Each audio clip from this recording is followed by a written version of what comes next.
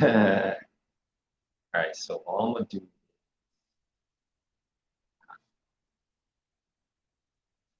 dating.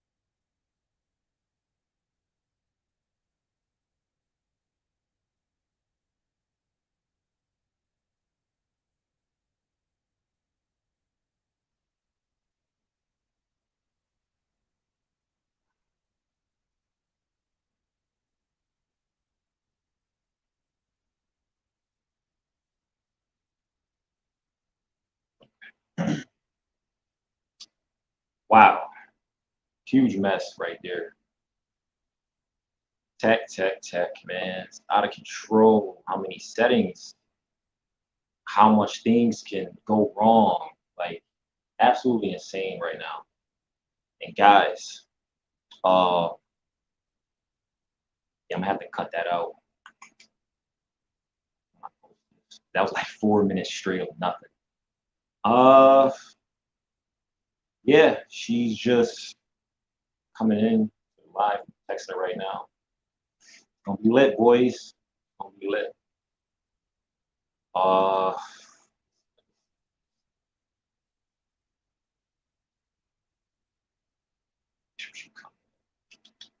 yeah, insane.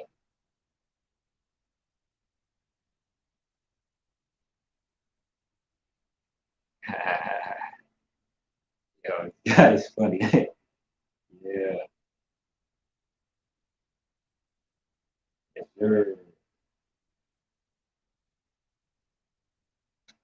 Uh, yeah, everybody's coming in now.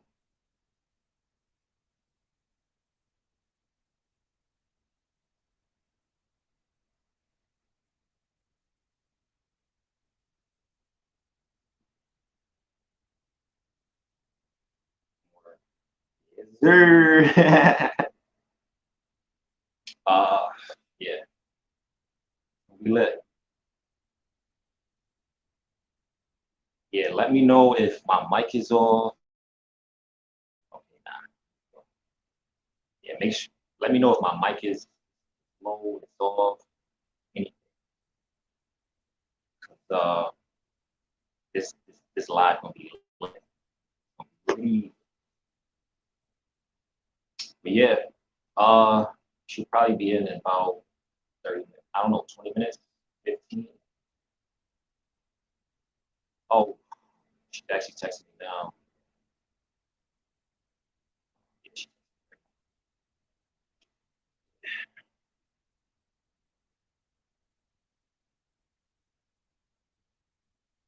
Yeah,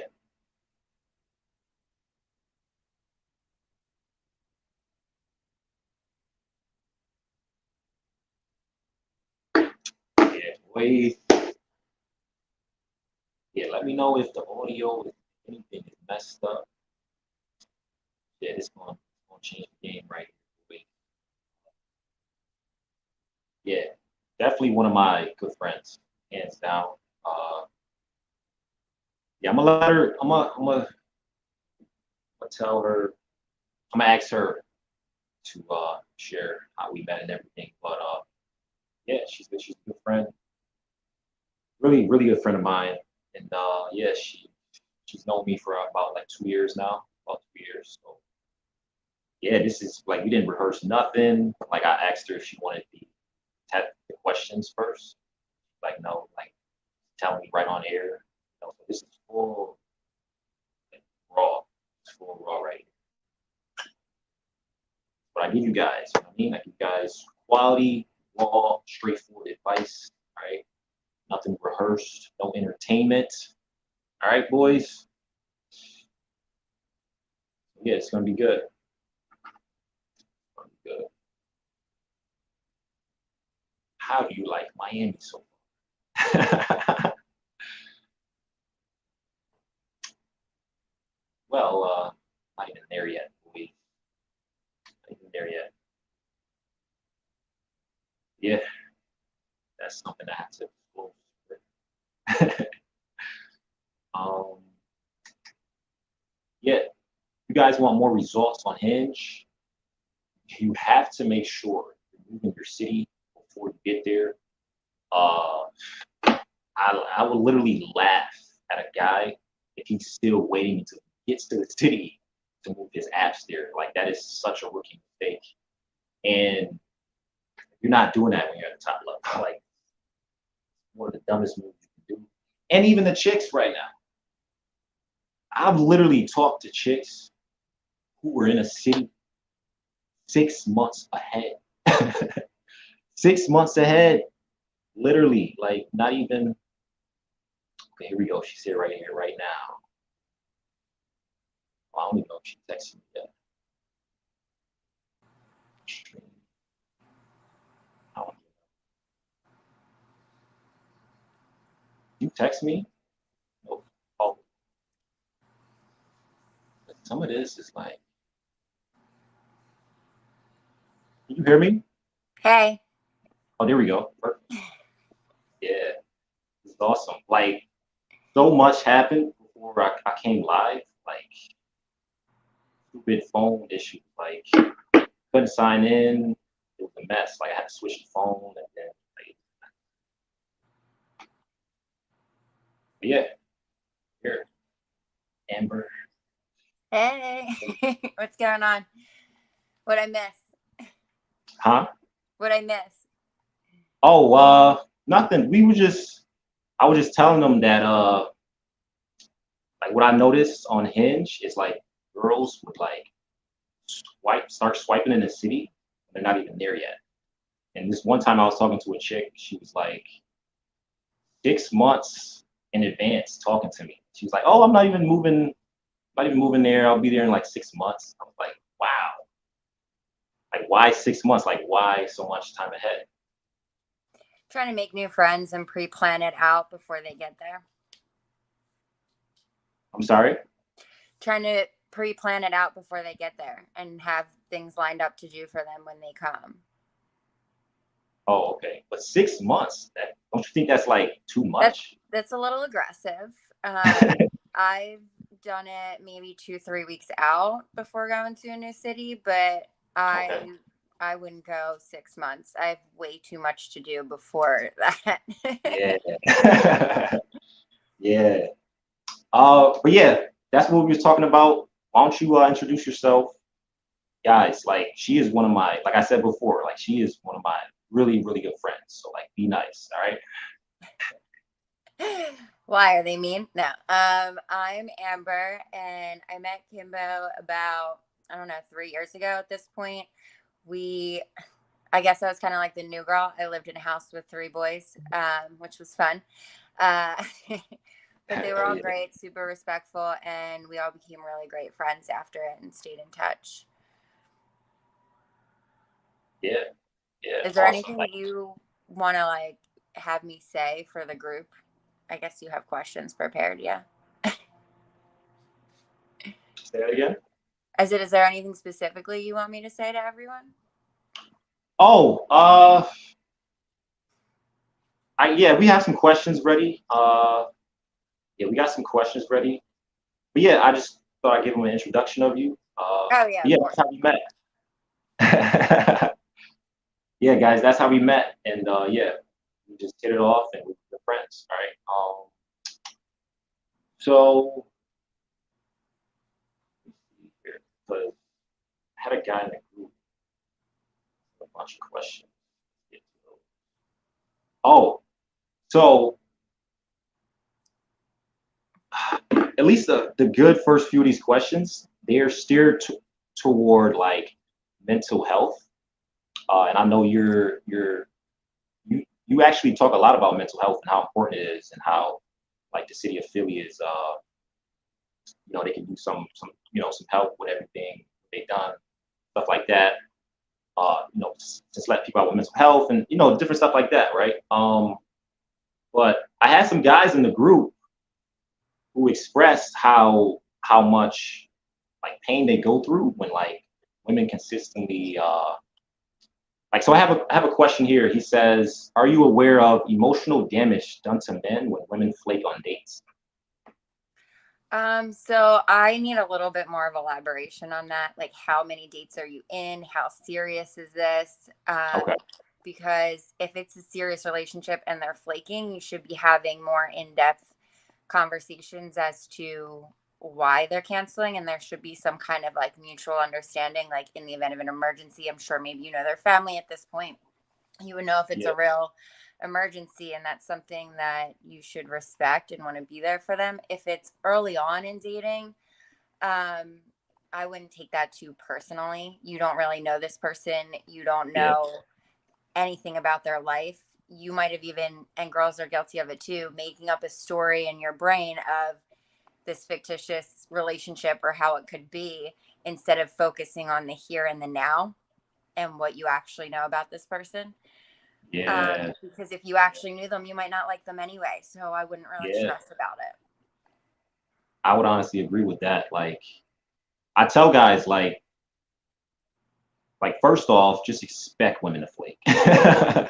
Like, just expect them to flake on the first date, like most of the time. Like, I don't know, I did some review on the dates that I've like scheduled and stuff, and I've noticed like most of the women that I like scheduled dates with flaked on the first date.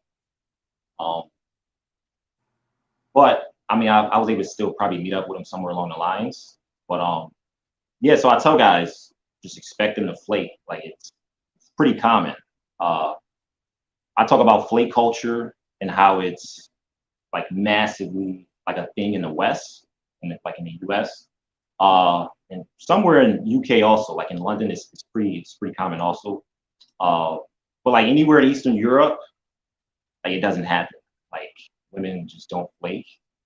Um, but I guess the guy in the group, I guess his main point is he's scheduling like, say for example, I don't know, a couple dates a week, right? Like, say if he meets someone like online or at the gym, like, hey, you want to get a drink?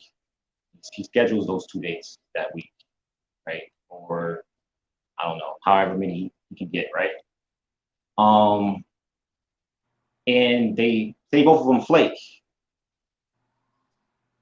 I guess, I guess most, and I hear this a lot when I talk to guys. It's like most guys can't even get dates nowadays. Like, it's very tough for a guy to like get a date because how much women flake. And I guess if he was able to get someone of however many dates, I don't think it would take as much emotional damage. So like, maybe if one of the girls flaked uh, out of the two, then I don't think he would be as emotionally damaged. All right, so But I guess it makes him feels like, I'm gonna I'm take a sorry. step. I'm gonna take a step back. If this is like first dates, even second dates, it could be the approach. Maybe try a different approach. Yeah, Uh, Different things work for different people. Sometimes, in certain capacities, depending on how you approach somebody, it could come off as a little creepy. If you look at it, or a little bit harmful, I'm not saying that you're doing this at all. I'm just saying, if you look at it from a woman's point of view, there's outside factors that we have to consider on a regular basis, even before walking out the door. Things that men never have to think of. In yeah, terms of fear factors. So our guard is already up. So your approach is important. Always Yeah. come from a place of respect. I know that that might be a given for some, but not for all. Um, and I wouldn't rely too heavily on letting your emotions get involved in that, because other people should not be able to control your emotions. Like if I'm having a good day and it's happy and somebody curses me out, it happened to me the other day. Some guy on a bike was cursing me out and he was in the wrong and I just laughed. You know why? Somebody else yelling at me is none of my business. Like that's a you problem, not a me problem. I'm having a great day. Yeah. um, that's kind of how you have to look at it. You can't let other people factor in on it. And if other Yeah. people are factoring in on your emotions, you should figure out what makes you happy and then start dating.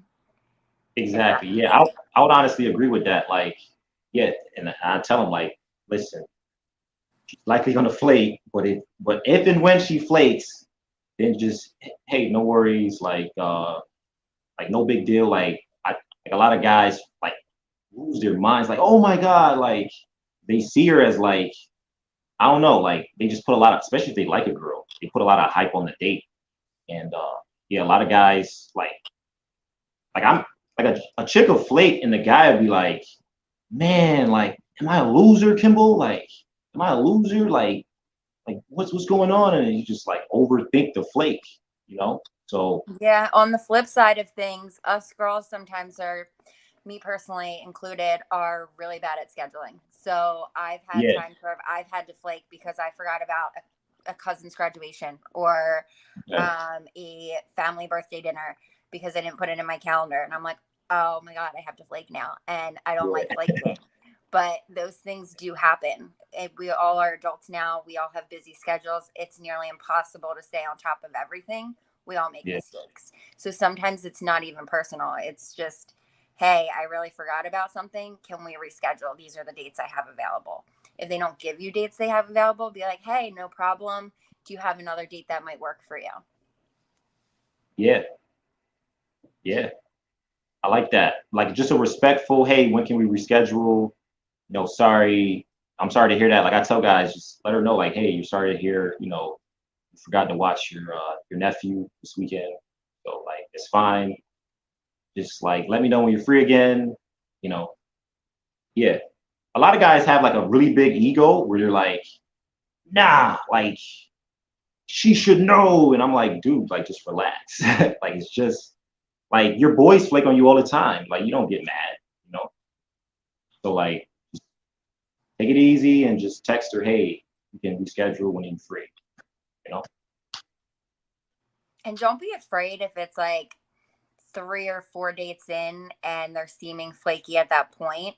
Maybe there just wasn't the chemistry they were looking for, or maybe there wasn't the compatibility. But I will Yeah, say, on both male and female ends, I've seen that people are really bad with actually expressing that because they don't want to hurt people's feelings. And that's how we have this ghosting culture. But I find it a yeah, lot better if, I've asked before, hey, haven't really heard from you in a while. Are you still interested in getting together? If not, not a big deal. And then you yeah, can move on. It yeah, makes I it a little agree. easier. Yeah, I agree with that. Like, I think communication is like literally the difference between like stuff that works out and stuff that doesn't. Like, and I learned that like being in Europe, like, because the women I noticed, they were using like, they knew English for the most part, but like they were using different words to express themselves, So I had to understand them better. That makes sense. Like I wasn't, I had to understand her in a different way. So it made me understand how important communication is and how easily words can be misinterpreted. And if you literally just, like you said, express it just like that, like it can make the difference. Like just that maturity.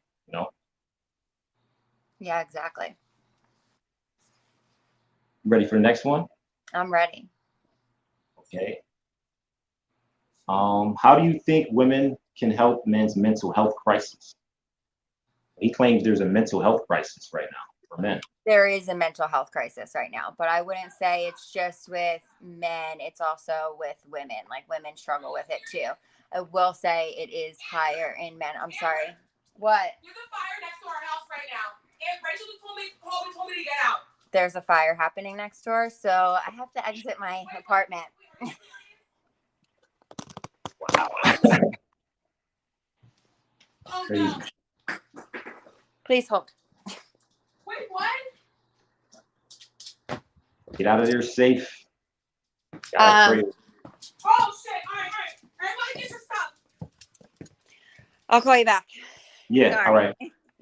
Bye. Bye. Nah. Yo, that is crazy. That is crazy. Apparently, it's a fire next door to the chick I was like my friend. You screaming your stuff. That is crazy.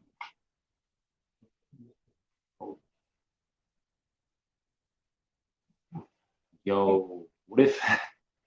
Yo, what if that was like how how she? Nah. Wow. That is wow. Why are you talking? Nah, I'm talking to the live.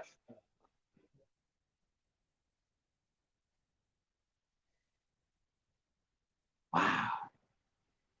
What are the odds? Like, what are the odds?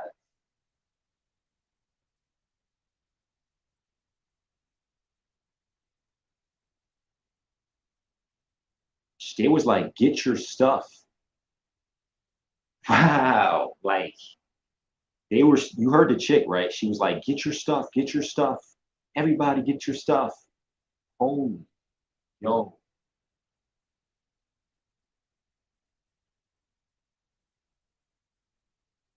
But that's Philly, like, because the houses are so close together. Like, the houses are so close together. Like, it happened when I was living on the other side of town. But I was in like a bigger building. We had like a balcony and shit. Like we had like 4 floors. But the house was divided into like 3 houses. Like the house was like $2 million.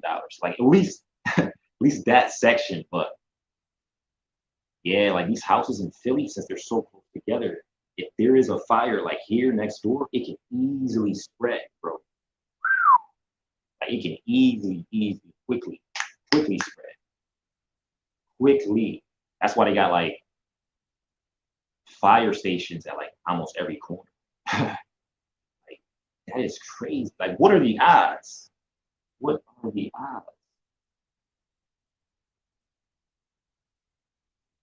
I hope. I hope. I don't know. I don't know. Like wow. I hope that's actually legit.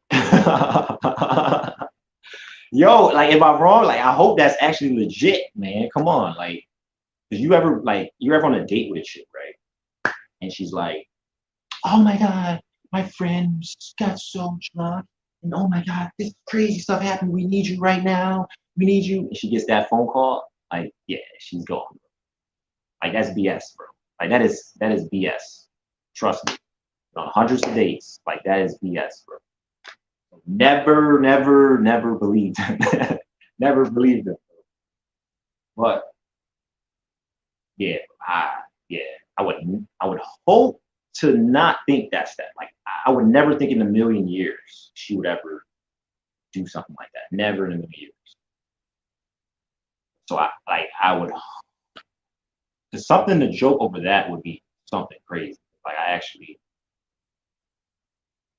we're actually really good friends. I was stuck at her house on fire. That is crazy.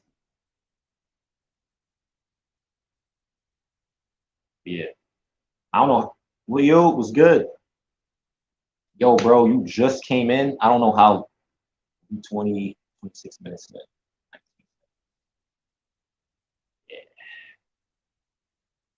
those are my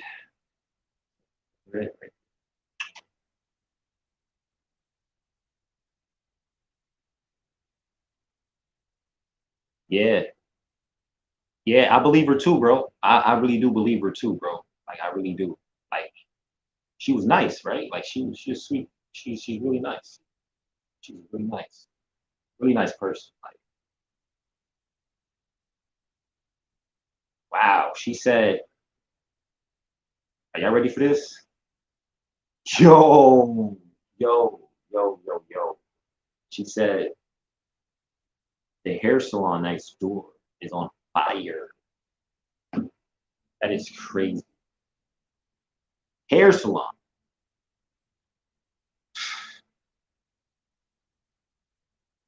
Girls trying to look like Kim K. God damn it. I don't even know. Like, it could have been something electrical. It could have been blow dryer. Man, that's crazy.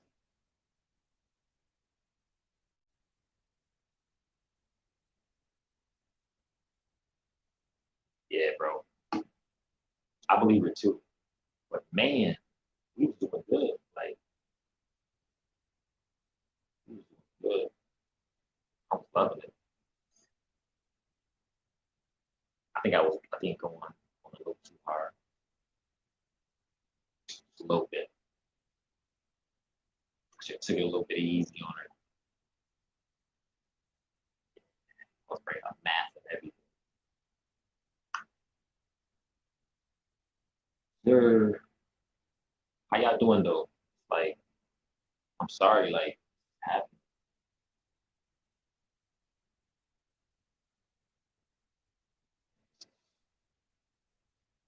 Big event right here.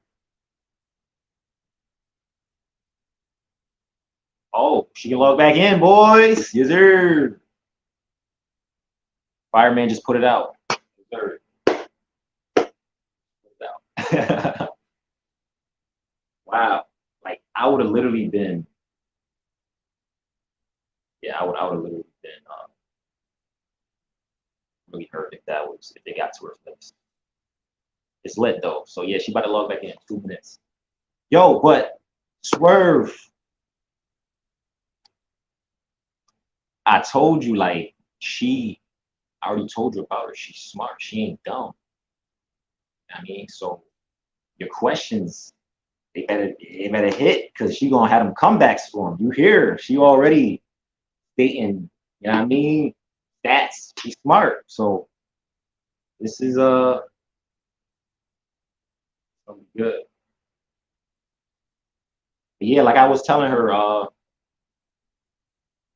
when I was dating the women in Europe, it's something like this is why I tell guys, I don't care how old you are. I just tried to do it yesterday. Like I don't care how old you is, what you done did. I can you know what I mean? I can compete because I've compressed so much interaction in a short amount of time, guys. That is the fastest way to learn this stuff. All right, to get good. Compress all your dating experiences in a short amount of time, guys. That's how you get good. So never judge someone by their age. That's something I learned, and I literally like I'm 27, and I got some older guys who follow my stuff, right? Because they literally know the young like age is really not, you know what I mean? It's just like if a person knows his stuff, a person knows his stuff, right? So I follow younger guys too. I follow older guys. Age is not important. You asked about mental health. She immediately brought up women suffer all. Yeah. Right. So this is and yeah, she like I said, she's perfect for this type of stuff because yeah, age is just a number. Age is just a number. Like, bro, it be some youngins out here, bro. Philly, whoo-wee, you gonna learn quick. Age is just a number. God, yo, these, bro, 12 years, bro, 12, 13, 14, bro. Like, dang. Like, age is just a number. I don't like it's crazy right now. It's crazy. Age is just a number. But also DDG, shout out DDG. DDG is somebody that I look up to. That guy is only like 20, I think he's like 24, maybe 25. He may just turn 25. But I got hella respect for him. Like I look up to him. Like, and that thought always lingered in my head. He younger than you. He younger than you. I always just let it like, nah, like he know what he talking about. And I turned that into like inspiration, bro. Like I literally turned that into inspiration. Like, bro, you can learn a lot from young people. Like I just made a video. I literally just made a video. Y'all don't see it yet. Y'all gonna see it in like 3 weeks. Cause I just shot like 30 videos yesterday. No joke. Shot 30 videos. Lit. Shot 30 videos in 1 day. Well, 2 days. Guys, that is the secret to productivity. You want to max out. That's how.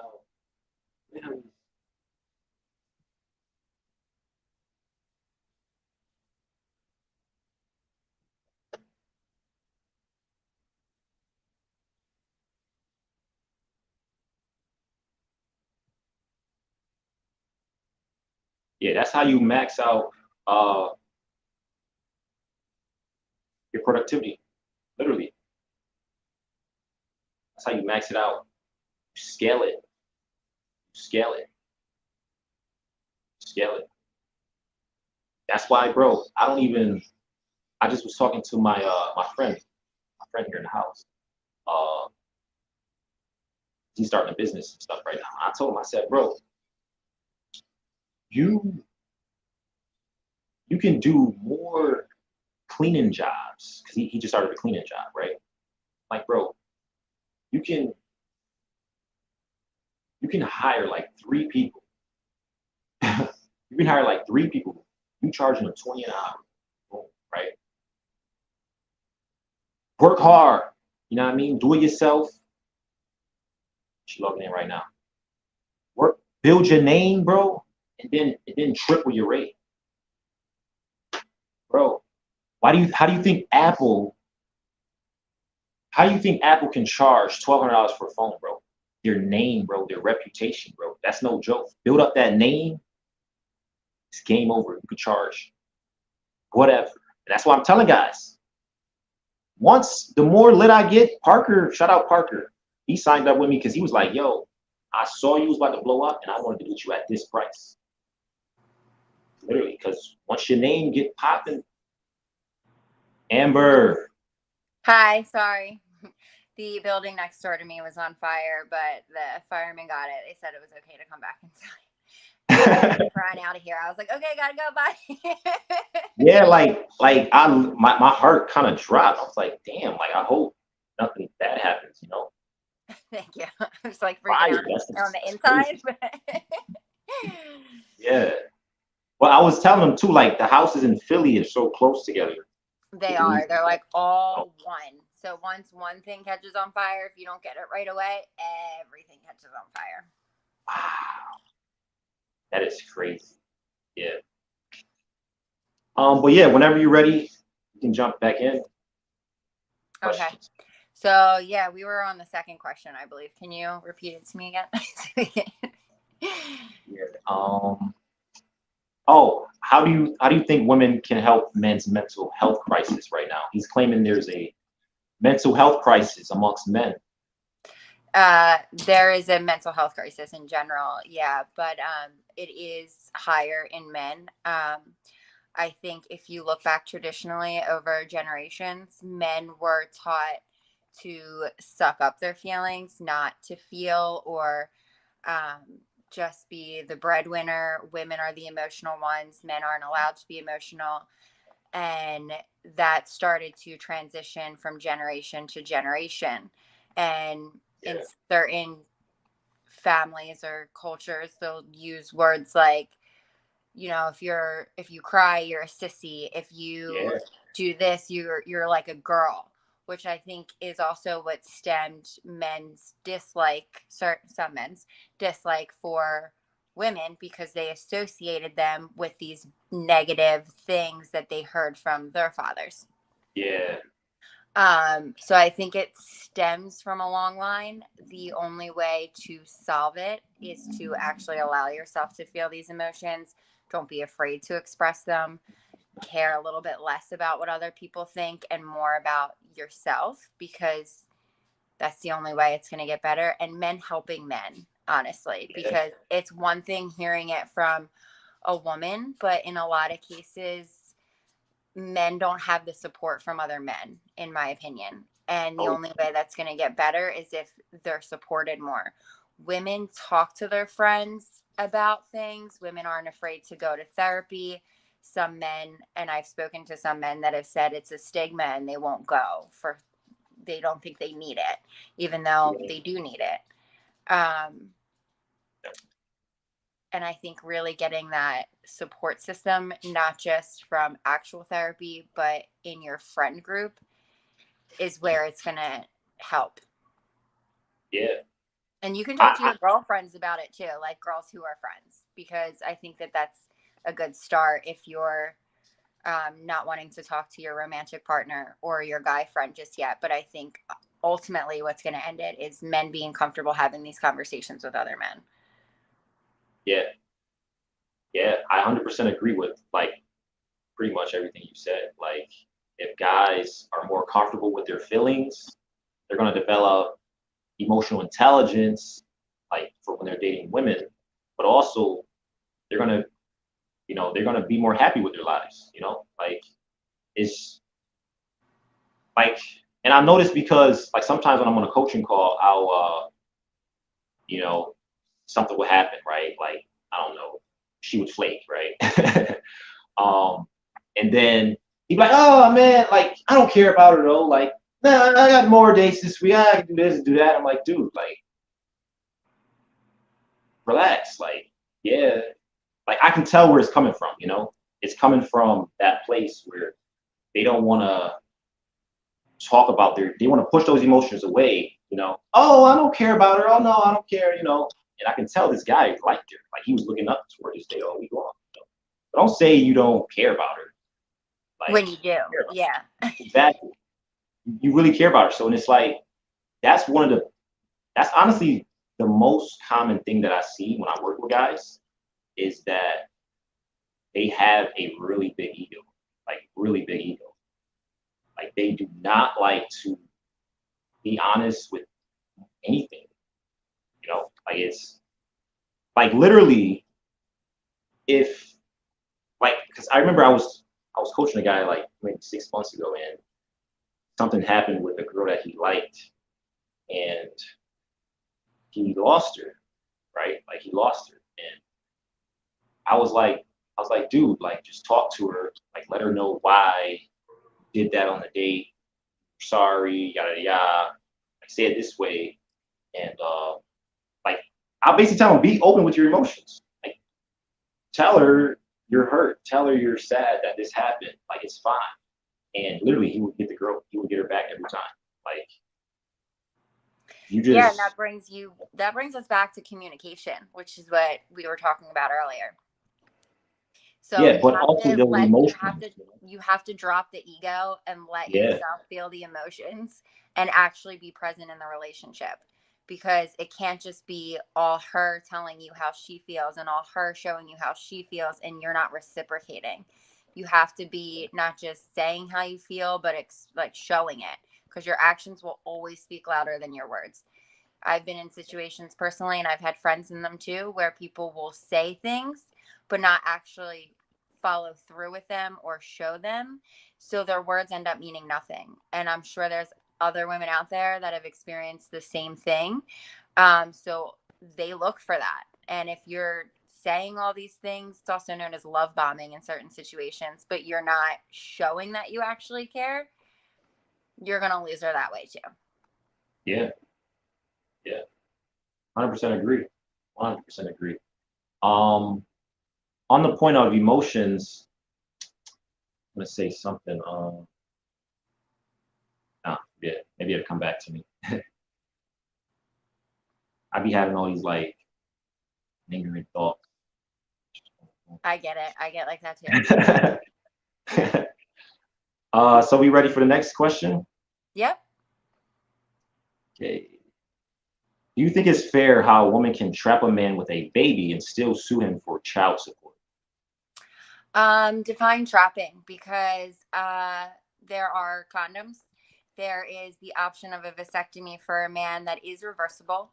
And you'll know if she's taking birth control. They come in a little pack about yay big, and you can see when you open it if she took it that day or not. So, and also if she's showing red flags and you think that that's going to happen because she's so-called crazy, in your opinion, and you went and you had sex with her without a condom, or you think she poked a hole in the condom, but you weren't taking the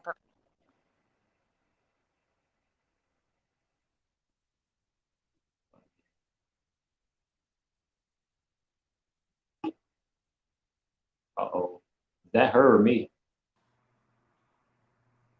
Is that you? I think my internet cut out for a second. Oh, okay. I'm back. I don't know thought it what was part mine. you heard and what part you didn't hear now. I thought it was my connection because remember when we met for lunch, like my connection was all over the place. Like literally it was a mess. Like I was like, not again, like not again. Not again. But yeah. So I think we left off when you were saying something being this big. Oh yeah, the birth control pills. They're about this big. Okay. In a cute little pink pack. You can open it. You can see if she took it that day. It has 30 days for 30 days of the week. But if she's also showing signs that she might be the type to do that, aren't you responsible for not wearing a condom or going back to that situation? I'm not going to sit here and say that the woman is to blame by any means, because it takes two people to do all of the actions to make a baby. So, and there's a lot of red flags that might lead up to a situation like that you chose to ignore. So you're responsible. Ultimately. Yeah, I remember I was considering a vasectomy. Like I still am. Like, because like you said, it's birth control and it's reversible. Like it's not. It takes like, what is it, 30 seconds to clip the cord, and it's literally painless. Like if you, it's just like a myth, like a, or what is it, a stigma? Yes. It's just like, okay, yeah.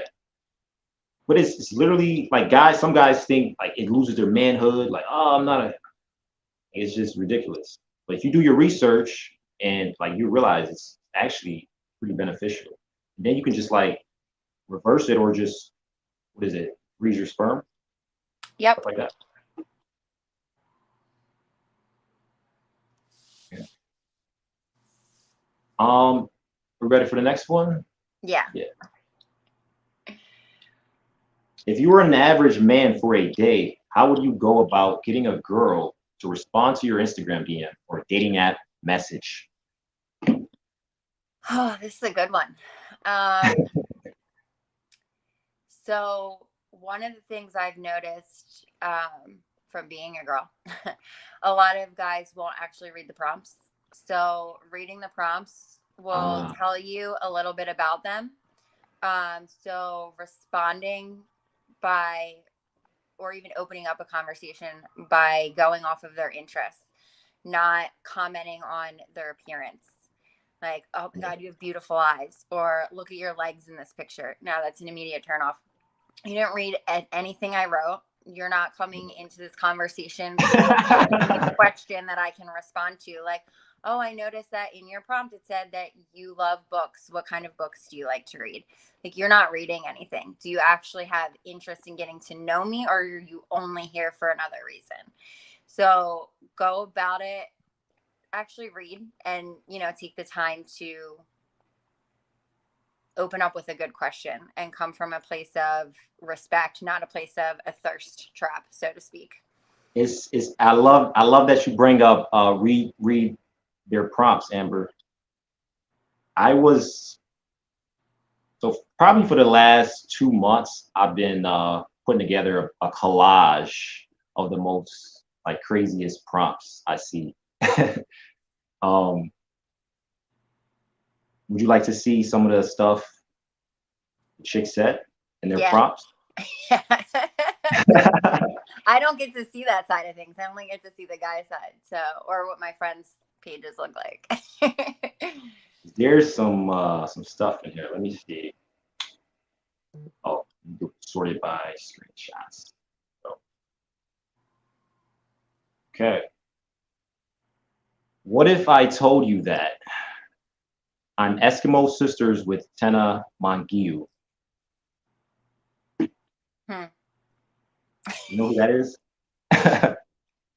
No, but the fact that she's putting something like Eskimo Sisters in her prompt is probably she's looking for a certain type of connection on there that isn't necessarily long term, is my nice way of saying it. Yeah, I would agree with So if you're somebody that's looking for long term and you've read that prompt, you'll know that she's only looking for a casual hookup. Interesting. Okay. I didn't That'll save you from a world of hurt. All right, we got a next prompt. She said, I'll fall for you if I won't, LOL. She's trying to be funny. I don't personally see that as funny. No offense to the girl. Just not my style of humor. I don't really get it. So that prompt I wouldn't really know how to respond to, but I believe you have to give like 2 or 3, right? So maybe she's something else you could respond to. Yeah, because what I take from that is she's already telling you she's not gonna like you. Yeah, she's already saying off the bat, I won't. So what's the point? That's why I don't find it funny and I don't like it. Because then what's the point of being on an app, right? Then just go out and meet somebody at a bar and take them home. Exactly. I don't know. That's just my opinion. Let's bring up Swerve comment. He said, is it fair that she can get an abortion if a mistake was made, but a man, whatever decision she makes for at least 18 years old, even though it was a mistake? What do you think about that, Amber? Oh, is there a question here? Can you read it? My screen is like really tiny. Oh yeah, mine is too. I can't look at it without like this super close. I'm like, why is it so little? Is it fair that she can get an abortion if a mistake was made, but a man has to live with whatever decision he has? Oh, so he's basically saying, can abortion be 50-50 decision instead of 100% the woman? If it takes 2 people. That's what you said. Controversial topic. There's a lot of factors in here too. What I'm going to say first and foremost is, yes, it takes 2 people to do this, but ultimately everything falls on the woman, and you can take that however you want. It's the woman's body that's going through turmoil for 9 months. It's the woman's risk of losing the baby and her own life in a crazy pregnancy. If you are in the States and you're in a state where it's red state right now, you're not allowed to have one, even if you're at risk of losing your life or the baby's growing outside the womb. So there's so many risk factors where a woman can die in these situations and they don't think it's worth their own life. So ultimately, I'm going to say that it is up to the woman, because you are putting your life at risk. Yeah, I would agree with that. But because it's like, yeah, like you said, it's in her body, it's grown in her, like, but and it's not like she can like force you to impregnate her. I don't think, is that possible? Maybe it's possible. I don't know. It's too much. Next question, or looks. Somebody asks, you have an Instagram? I do, yeah. Do you have an Instagram? That's something I see a lot when I'm on Hinge. You made a joke about it. Hilarious. Yeah, why do you guys yeah, question right here. Why do you guys share your Instagram so much, like on dating apps? Oh, I don't personally do that. I don't like that. I don't like people knowing my whole life without me, or a glimpse of my life and who my friends are and maybe who my family is. If I don't know you, like my page is private. And I don't really see the point in doing that. Some people might do it for to grow more followers. Some people might do it to have somebody get a glimpse of their life a little bit more. If there's somebody that likes to travel, maybe they have more travel photos. If they're somebody that has a big family and they're really proud of it, they want to share it with you, so they put their page up there. Maybe if they're an artist, they have their art on there. There's multiple reasons why somebody could, That's true. want to share that with you, and everybody's opinion of that is going to be a little different, and everybody's reasoning is going to be a little different. Yeah. Or it I could love also that you be say because that. you can only put five, I think it's 4 or 5 pictures on there. And this way you're verifying that you're a real person and not a scammer, because there's scammers on there now. Yeah. And it's also showing more pictures of you than just the few that you get to see. Yeah. I'd 100% agree with that, because when I was in Europe, like the Instagram, okay, I'm gonna be honest. Uh just from the years of experience or whatever, I don't know, like there's a particular kind of girl that share her Instagram for clout. Would you agree or disagree with that? There's some that do that. Yeah. They'll want Okay. to grow their following, or they'll want you to know that they are famous of some Oh, sort. okay. Like, oh, I'm TikTok famous, or I have this many followers on Instagram. Ah, There's people that are like that. It's not everyone, but there yeah, are people that are like that. To each their own. yeah. That's like, so when I was in Europe, like okay, so there was less Instagram exchanges from the women that I would talk to, but also whenever they gave me their Instagram, it it was more like friendlier.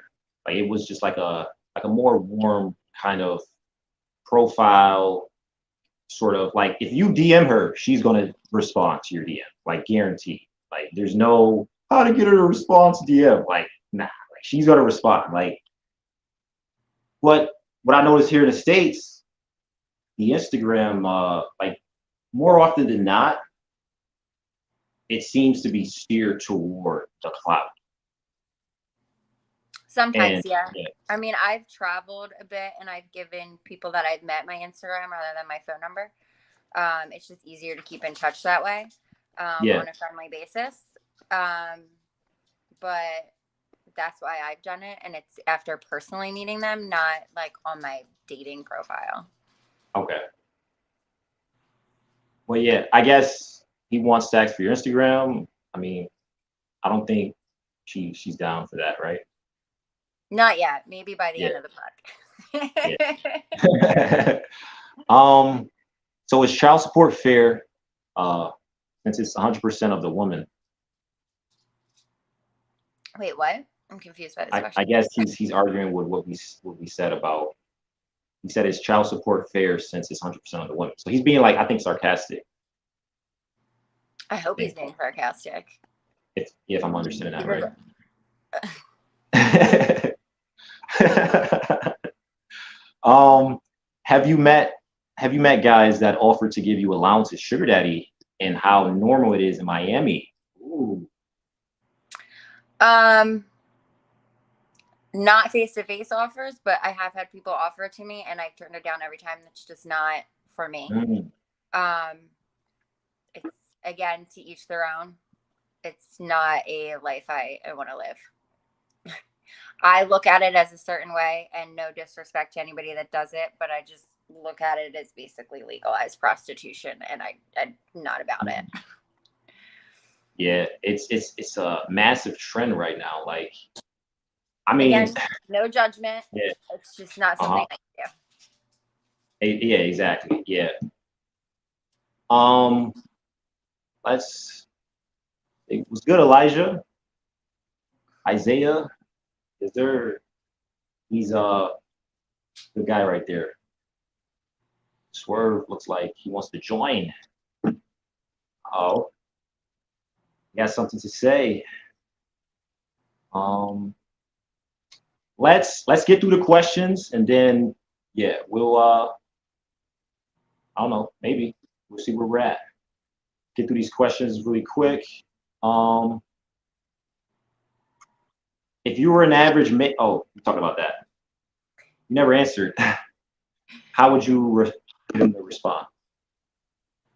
Or get heard? Oh, I was saying that you should respond in a respectful way by, like, if it's on a dating app, read their responses and actually ask, like, show that you're showing interest in them. Oh, so like for the Instagram, it's just basically looking through her For Instagram. Instagram, you can do the same thing. Like, you're looking through their page. Let's say there's somebody that travels and you see that they've been to Italy and you've been to Italy. Like, hey, where was your favorite? I saw you've been to Italy. Where was your favorite place that you've been? Like, where are you traveling to next? Approach it in an appropriate way, not a way of like a thirst trap. Like, hey, you're so hot. Like, no, you're gonna get ignored. Yeah. Yeah. I agree with that. Like, it definitely helps to just like quickly analyze, you know, kind of screen her out. Actually show interest. When you're not showing interest, we know you're there for only one reason, and we're gonna ignore you. Yeah. Exactly. Like we talked about it the other day. Like, just listening literally makes the difference of gauging someone's interest level. Like, if she feels like you're not listening to her, she's gonna feel like you're not interested. Right, so you guys have to like on the date.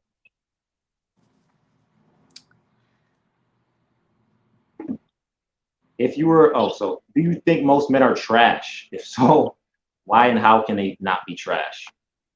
I don't think they're all trash. I've met some amazing men, and this is exactly why I also have friends that are guys. I don't think they're all trash. I also don't think, excuse me, I also don't think that ones that need some work can't get the work. You know, we're all imperfect. Nobody out here is perfect.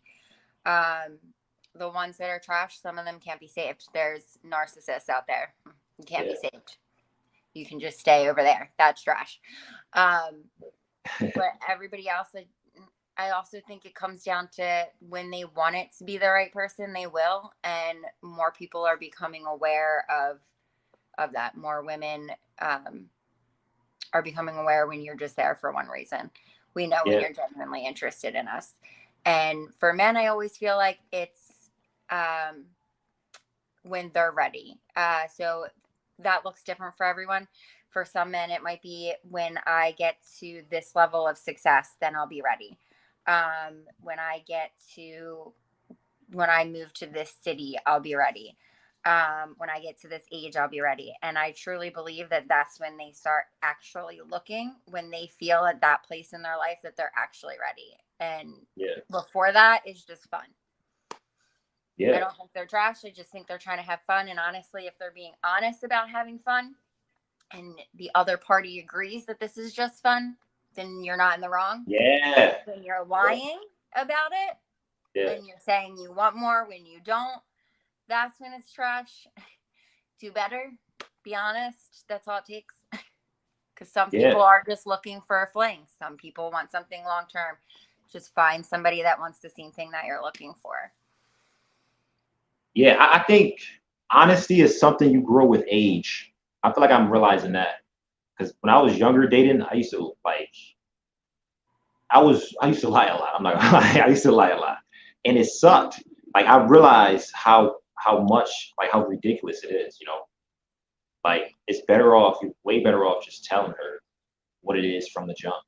Like, because you're hurting people, and that's when people get upset, when you're hurting them and you're not honest. And I think a lot of guys, I think some guys will do it because they feel like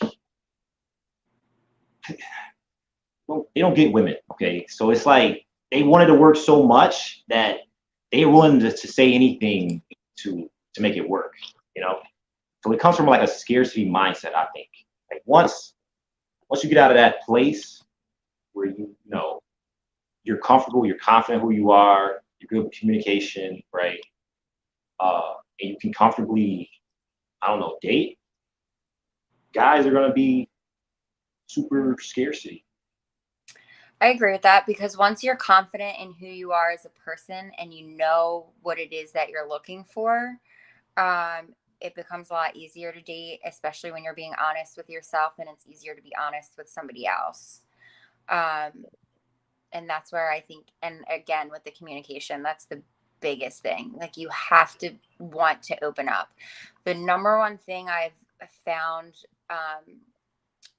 with men mostly is that one factor where they're great in every other aspect, but when they find somebody that they're really into, they just can't find a way to open up because they're so terrified of being hurt, and ultimately that crushes the relationship, because Yeah.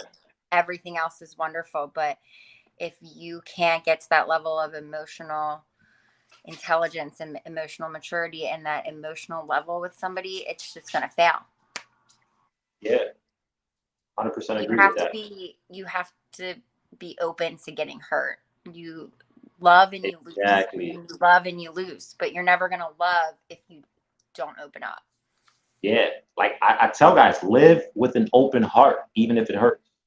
Like, it's like the last two guys I was coaching, uh, great guys, but they were going through like some breakups, right? And I'm just getting them through it. But I'm telling them, like, dude, it sucks, but don't, like, there's someone better for you. This is an opportunity for someone better to come along. Like, don't, because the first and quickest thing to do, most guys want to do, is say, I'm never loving again, or F women. Like, I'm like, dude, there's someone else out there for you. It sucks, it hurts. Don't attach that emotion with every other girl, you know? Yeah, it's okay to be upset for a little while, but then you have to look at what were the good qualities that I loved about this person? What were the bad qualities? What were my non-negotiables? Like, what are some qualities that they had? Like, maybe you wanted children and she didn't. Like, that can be a non-negotiable for people to not move forward. You have to date to learn these things, to learn what you want, what you like, and you get better with it as you go. You become more selective on who you're dating, and you start dating better, but you won't know until you try and fail. Yeah. Yeah. And I feel like a lot of this stuff that we talk about, guys, you won't really understand until you go through enough experience. And that's something I'm learning, is like, there was a lot of advice that I don't know, that I was like, I don't know, read books, people tell me different stuff, right? And I thought I knew what it was, but it wasn't until I actually lived it. So I can fully say, like, that's 100% like true. Like, that's, yeah. Yep. I wouldn't be able to talk on a lot of this if it wasn't for things that I went through and my friends went through. You know how many times I was on the bathroom floor crying for days? A lot. But I'm happy about it now because I learned from it. I took from it. I, good and bad. And I figured out how I'm going to apply certain things to the future, or what I'm not going to settle for, essentially. Yeah. Exactly. Like, exactly. You gotta be okay, he has, it's like, Chiller Mang on G. He says, what places are you more receptive of being approached? Going out, dating apps, supermarkets? Which ones? I personally feel best about meeting people when I'm doing my hobbies. So if Yeah. I'm taking a painting class, because I like to paint, if I'm in, I don't know, a candle making class, or I'm trying something new like rock climbing, or I'm in a new city or even my own city, just at a coffee shop, or on a park bench reading a book. Like, I would rather not be approached when there's alcohol involved, because I don't think it's the best self for either person. Um, even the grocery store works. I think it's best to be your authentic self in a nice, genuine setting, rather than a bar setting where it's alcohol induced or alcohol confidence, or maybe you might regret that decision in the morning for whatever reason, or not remember the interaction at all because you were that drunk. I just think it's better to come from a more genuine setting, personally. Yeah. I'm the guy that says, like, wherever you see her, wherever it's at, just go in and say something, because you may never know when you want to see her again. You never know. So if it happens to be, I don't know, middle of the street in a supermarket, like, just do it. One thing I will say that I think the dating apps are good for personally is really building that confidence on both sides, because there's no pressure of the face-to-face. So you can build a rapport and have that ease of talking to somebody without feeling the pressure of a face-to-face experience, and have that opportunity to open up before meeting. And then by the time you meet, it feels like you already know that person. Yeah. Which is nice if you're doing it from that approach. Yeah, I agree with that. Should we get to the next questions? Let's see. Does it say something about women for the fact that bad men like R. Kelly, Trey Songz, has had more women than the average everyday good guy? If we're talking about celebrities like R. Kelly, he was a pedophile. So not a really big fan of that topic, because they weren't women, they were children, and they were preyed upon. So we're gonna cancel him out. Well, but, I guess what he's saying was actually never mind. Next one. As far as like being a man and in a celebrity status, I think that you're going to get women for some of the wrong reasons.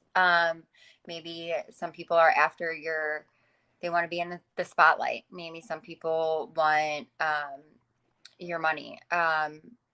You're also more well known, so more people know who you are, which gives you more attention from more people. Think about it. Like if you're somebody that lives in a small town of 1,000 people and less than half of them are women, they're the only women that know you. But if you start traveling and you start going other places and meeting new people, now more people know you, right? So now you've opened up a whole new world for yourself. Yeah. So they are getting more because they're around more. I don't think it has anything to do with women in particular. They just are more well known by more people. Like if you get out more women will know you, and you'll be able to date in different cities and open up your perspective and get more women, but you gotta go out and do it, kind of thing. Yeah, like I think status is very important. It's a very important sexual market value trait. That I don't know, like it's attractive for a woman. I believe it's very attractive for a woman to be attracted. Very likely for her to be attracted to someone who has status, because there's some like science behind it. At the core, that's security. Everybody wants to be secure. So knowing that they have the finances where you're never going to have a hard life, your children are never going to have a hard life, already is an attractive quality. And security doesn't come from fame. I mean, it's part of fame, but like you could not be famous and be financially secure, and you're automatically going to be more attractive to a large pool of women because you're going to bring them security. And not to say that they don't have that for themselves. I'm just saying it's nice to know it's coming from a partner who you're potentially thinking of having children with. Like if you're both coming from a place of security, that leads to like a happy home life. Okay, Swerve. Yo, Parker was good. Shout out Parker. Yeah, good guy right there. It's true. Ooh, he agrees. So she thinks an average guy can match celebrities' dating variety options by simply traveling. I don't think she ever said that. Did you say that? No, I think you're misunderstanding what I said, which is fine. I'm saying that they have a bigger pool of women because they're more Yeah. well known. They're well known around Like- the world, not just like the city or- Swerve, for example. I'm sorry to cut you off, Amber. You're fine. She's basically, when you go through the 2-week program, you get the matches. You know, same thing. Okay, Amber. I'm finished. Oh, I'm sorry. Yeah. No, I just mean like you're gonna open your pool of women Yeah. up by Cool women. Yep.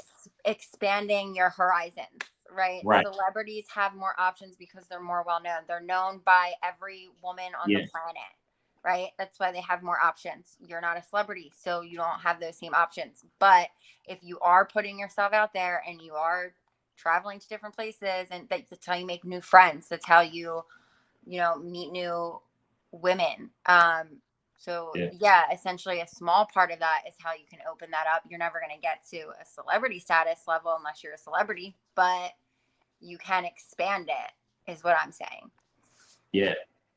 Yeah, I agree. And that's basically what I thought of. I said, if I want to, have a better ability to date, I should increase my value and just overall experience with the world. Like, get out there more, make a dating app, move to a different city, like I moved to Philadelphia, like I just thought one summer, I was like, hey, I'm just moving to Philly, just move. Right. So sometimes it comes in a risk, but yeah, you just gotta get out there more, get outside the house, do some stuff. And yeah. Stay away from the clubs though. I'm not a fan of the clubs right now. Yeah. Swerve says you're very intelligent. He would love to join the live and have a quick conversation with her. Respectful. Says he wants to speak with you. Well, thank you. That's up to our host here. What do women look for, particular on a date? Sexualizing, value, masculinity, respect, romance, etc. So like when a woman goes on a date, right? And we kind of talked about this the other day, but like what does she expect? What's a good date to her? So every woman is going to be different here, honestly. But overall, I would say somebody that is paying attention, actually active listening to the questions and answering them with interest, because they're going to show interest in you. I think that's something that most women have experienced, where the guy is just not paying attention, and it's rather obvious that they'd rather not be there, or their mind is only on one thing. And that could also be while you guys are having this conversation, she might have mentioned 3 things that she likes or 3 places that she likes, and that's 3 date ideas for you for the next date. But you're not you're not listening and taking the initiative. We love when you plan the date. Like if you say Friday at 7 at this restaurant, and then you correspond the day before, are we still good with Friday at 7 at this time? And then the morning of, like, hey, see you at 7. Excited. Like the communication needs to be there. It comes back to that communication too. So listening, communication. And then the last thing it's going to come down to is the chemistry. Sometimes you can have a really great date and realize that there's just no chemistry or no compatibility. But being honest on either side, like, hey, this was really fun. I just really don't feel any connection. So we're going to leave it here. That honesty at the end. So she's not going home thinking, hey, I had a really great date. Yeah. She's not going home thinking, hey, I had a really great date, and never hearing from you again. So I literally so I know you say honesty, right? And how it's respectful for her to, or at least both parties, say, hey, this is working out. I'm going to go home. Nice meeting you. Yeah, right. No chick does that. Every chick that I've met, and I've been on hundreds of dates at this point, like, she would literally, oh my God, my friend got in a car accident. Oh my God, this is crazy going on. And she just, and I'm like, I literally heard the same story 2 days in a row. Like, I know that same exact story. Like, I'm not stupid. Like, you could just be honest. Like, it's fine. Are you taking, okay, so this is going to bring me back to a question for you guys. Are you taking the time to, like, before you're going out with them to actually get to know them and see what type of person they are? Because sometimes you can see, because there are girls out there that do this where they're setting up a day-to-day just so they have a day-to-day. Oh, yeah. Oh, yeah. I talk about it all the time. Yeah. I've met people that do that. No disrespect, no hate, but I know people that do that. So you'll know by talking to them beforehand. Like, are they flaky in your communication before you went on the date? Were they, because you'll know if somebody's actually taking the time to respond to you, because we're all busy, right? Are they responding to you that day? Or are they responding to you 3 days later? Are they responding to you 4 days later? That should be a red flag before you ever even go on the date, to know, like, hey, maybe she might flake out. She's not, doesn't really seem interested if she's not having that communication with me now. Yeah. Like Isaiah said something. Can you read that? Can't read it.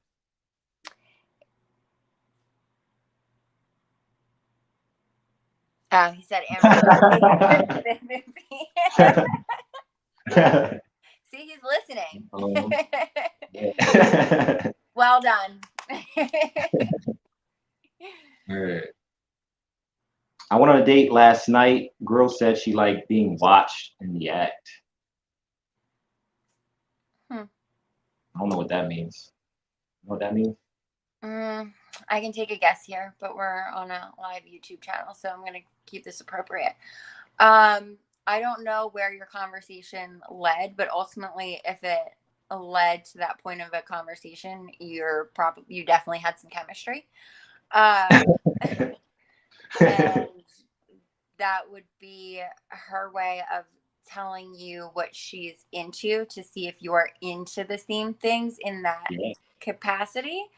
And then that's something, if you're interested, you can explore with her. If not, then just tell her you're not interested. I mean, I don't know. That sounds like somebody that's interested in taking things to the next level with you. So yeah. I'd agree with that, Parker. Yeah, shout out Parker. He's been supporting me for about a year now. Oh. Yeah, here. We love good friends. The date went great. All right. Let's get Swerve on. Swerve, are you still on? If you're still on, comment. You got, I don't know, 30 seconds. Countdown starting. Join if you haven't started yet. 30 seconds. Comment in 30 seconds and join. Oh, there you go. All right. So join. Yeah. Oh, you're gonna need the link. Check my Poland number. All right. What's that? There we go. You got the link. WhatsApp. Poland number. I got like 2 WhatsApps. I gotta like have one. Yeah, gotta have one. Well, I mean, if one's for business, then you keep business accounts as separate from personal. So that makes sense. If you have a personal phone and then a business phone, so it's 2 different numbers. Yeah. I remember when I tried to go. Did I tell you on the way to Toronto a couple weeks ago? They turned me around. Like they didn't let me get into the border. No. Why? Yeah. I was like, what the crazy. Like, yeah, it was crazy. Like they even told me, they were like, I was like, so how am I gonna get back to the States? Because I'm like, I'm on the border, right? Like it's nothing but water. You know, we're on an island pretty much. And I'm like, because you know, Niagara Falls is like right there, you know, the falls. Yeah. You're like, I was like, where you gonna? He's like, oh, we'll send you a cab. And I'm like, all right, cool. Where you guys gonna drop me off at? Because like I don't have a Canada SIM card to call, you know, while I'm in Canada. So I can't call my Uber, like, just give me a drop off place, right? He's like, oh, we're gonna drop you off wherever we want. I was like, what the heck? What? Crazy. I was like, let me get out of here. Like, I called my friend. I was like, send me an Uber. Like, just keep sending Ubers. I'm not taking their cab. Like, just keep sending me Ubers. Oh my God, that's scary.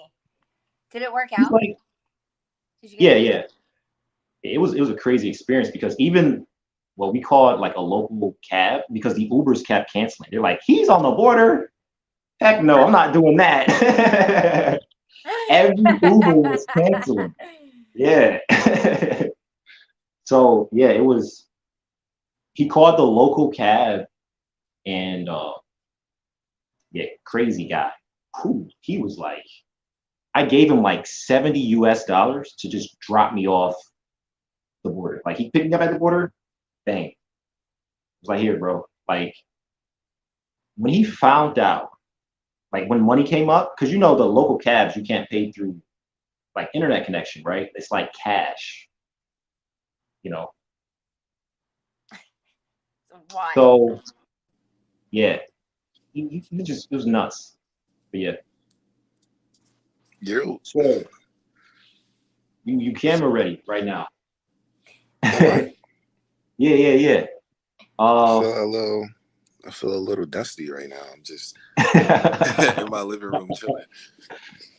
How you doing, Amber? Good. How are you? I'm great. I'm enjoying the conversation. Yeah, This is a great you have dialogue. some questions for her. Yeah, y'all should start a podcast. Y'all too. That'll blow up. So yeah, I wanted to get back to and I don't want to like make this a negative dialogue either. Like, I respect everyone's opinion, but back to the back to the child support abortion topic, because I think you misunderstood the question. I wanted to know if you thought it was fair, right? Because we all know it's 100% the woman's choice. It's her body, her choice. I completely agree with that. Nobody could tell her what to do with her body. So I was wondering if you think it's fair that since it's 100% her choice and a man has to live with her decision, he has no say in it. Is it fair that he has to pay child support for 18 years? Well, yeah. Oh, Because you took part in that act too. Takes two people to make a baby. Okay. Is it fair he has no option? Like, no way out, even though she And does. She has a way out. even when men pay child support, they're still not having to pay the full cost of a child. They take a good point. certain percentage of, your paycheck, or you agree upon something with, if it comes to that, or you agree upon some rate, but usually that covers basic, especially with ever-changing economy, basic expenses. It doesn't include, let's say it's a girl, it doesn't include ballet classes or tap dancing classes or cheerleading or birthday presents for friends or birthday cakes for her birthday, or anything extra is not included in that. Some cases, for some people, that will barely cover diapers and formula. Okay. So it is fair. You're saying it is fair that yeah, like, even if they don't pay, because you could go to jail for not paying child support. That is fair. You think that's fair? I do. It takes two people to make an Wow, act of a baby. jail. It takes a sperm and an egg. So it's two people that did that act. Okay. Okay. And prior to having that act, in my opinion, before you do the tango, you should be having a conversation about what someone's point of view are. There's a lot of women out there that are like, I don't believe in abortion. So if I get pregnant right now, we did this act, whether you want it or not, I'm going to have it. It's how it was brought up. I'm not going to get rid of it. Yeah, and it's Still sometimes chose where to do that, not you, but that person still chose to do that because it was fun, prior to having a conversation like that. It takes two people to make a baby. Yeah, some women change their mind. They say, no, I'll get abortion, and then they get pregnant and change their mind about it, and the guy could get trapped that way. And also, women actually trap men. You know, they. I'm not saying they don't. Like, if we want to get into it, you can Yeah. look at how somebody tried to trap Drake and that he put hot sauce in the Yeah. thing. So, But there's no that was law the whole thing. protecting the man against that. There's no I'm law. not saying That girl that could still get him for child support, even though she trapped him. you know? have to have proof that she trapped you, because then I don't think she can get you by law. Like, there's got to be some kind of like text, like written exchange, like text message exchange or email exchange where she was like, yeah, I did this on purpose because I wanted to have your babies and you wouldn't love me, like some crazy shit. I'm not saying there aren't crazy women, because there are, just like there's crazy dudes. There's just crazy people in the world. But there's Yeah. no law protecting men against that. If you have, again, evidence that that's the case, the right judge will Yeah. not have you pay for Yeah. it. You think? But I guess. also believe I don't think that- you'll have evidence. You know, that's no girl is gonna say, But "Hey." I also believe that in Yeah. some cases, No. in most cases, you know if a girl is crazy, but you But do you it could say anyway. the same thing about. I don't want to get too like deep on YouTube, but you could say the same thing about violence against women. You know, like the guy was a crazy, and you put yourself in that position. And it's like, no, you don't know that. People are manipulative. People are manipulative, which is what brings me Yeah. back to what I said prior, where there are crazy people on both ends. But I truly believe, And there's nothing to protect men against that, and you think that's fair? I'm not saying it's fair. But once I'm again, saying if Swerve, have the you right talk about evidence, violence. you have It's the receipts. same thing. There's no You law. need That, evidence in anything.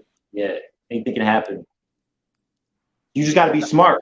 I just You think know? it should be, it's Because my body. ultimately, what it's going to There's- come down like to we with our talked about. evidence is it takes two Yeah. people to make that baby. Takes two Absolutely. people. And it's Like her we talked body, her about, yeah. choice. But I think it should be his wallet, his choice. You know, it's like he made a mistake, she made a mistake, but she has a way out, but he doesn't. It's just not. It just doesn't. It doesn't align with equality. You know, it just doesn't. I just wanted to know. I don't want to get started on equality because that's a whole other topic. All right. Let's move on to the next questions. Thanks for I wanted coming to on. touch. I did want to like just the R. Kelly the Trey song. Like it wasn't R. Kelly specifically. We all know R. Kelly's a bad person, but yeah, that's why I said that. Yeah, but I Trey Songz was in there too because he has a bad reputation too. But women still, decide to. You can say Chris Brown too. Oh, Chris Jordan Brown, loves Chris Brown, yeah. It's just bad men in general that just slay a bunch of chicks, But okay, so if we're looking at that from a mental health perspective, I would say that there's something inside that person that's going after that type of man that they need to heal. So most women need to heal because they get more girls I'm than not saying anybody. most women. That's not what I said. I'm saying there's a particular type of women that will walk into a situation like that that they need to heal something from their past, and that's why they're walking into an abusive situation, knowing it's an abusive situation prior to walking into it. Yeah. Swerve. One person at a time. All right. Okay. So my follow-up to that would be just a question for you, Amber. What do you think the first thing women look for in mating or choosing to go out on a date or entertain a guy? Like, what do you think the qualities most women look for, and what do you think the qualities most women should look for when deciding a mate to date or entertain This is going to depend on what exactly they're looking for in terms of outcome. Like, are they looking for a casual hookup? Are they looking for a long-term partner? And it's also going to depend on maturity level. Do they actually know what they're looking for right now, or are they trying to learn what they're looking for? But the core things that I think it would come down to is ultimately, like, you're going to have some level of attraction to that person.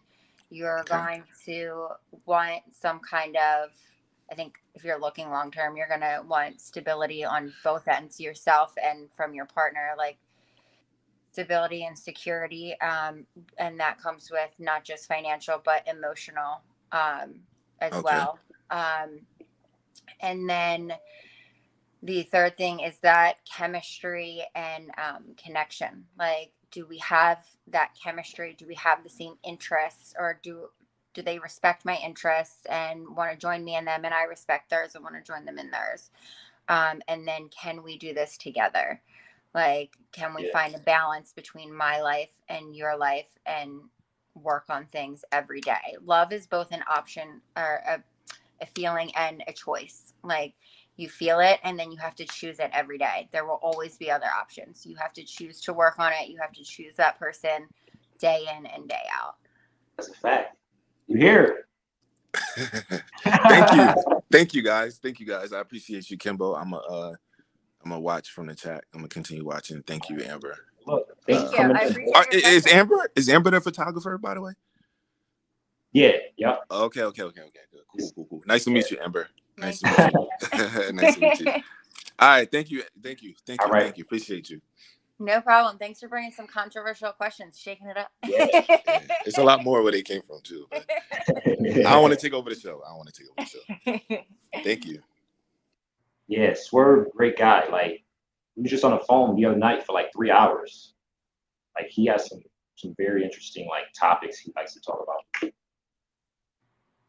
Yeah, no, it's Yeah. good because I think talking about things helps you learn from different perspectives, as long as like everything can be as long as you're open to learning other people's points of view and hearing different sides to everything, then I think controversial questions go by a little bit easier, because you have to be able to see it from not just one side. You have to see it from left, right, and in the middle. Exactly. Like, so there's times when we talked where, you know, he likes someone that I don't like, and I like someone he doesn't like, but we're sharing both sides of why we like this person and like the controversy between them, right?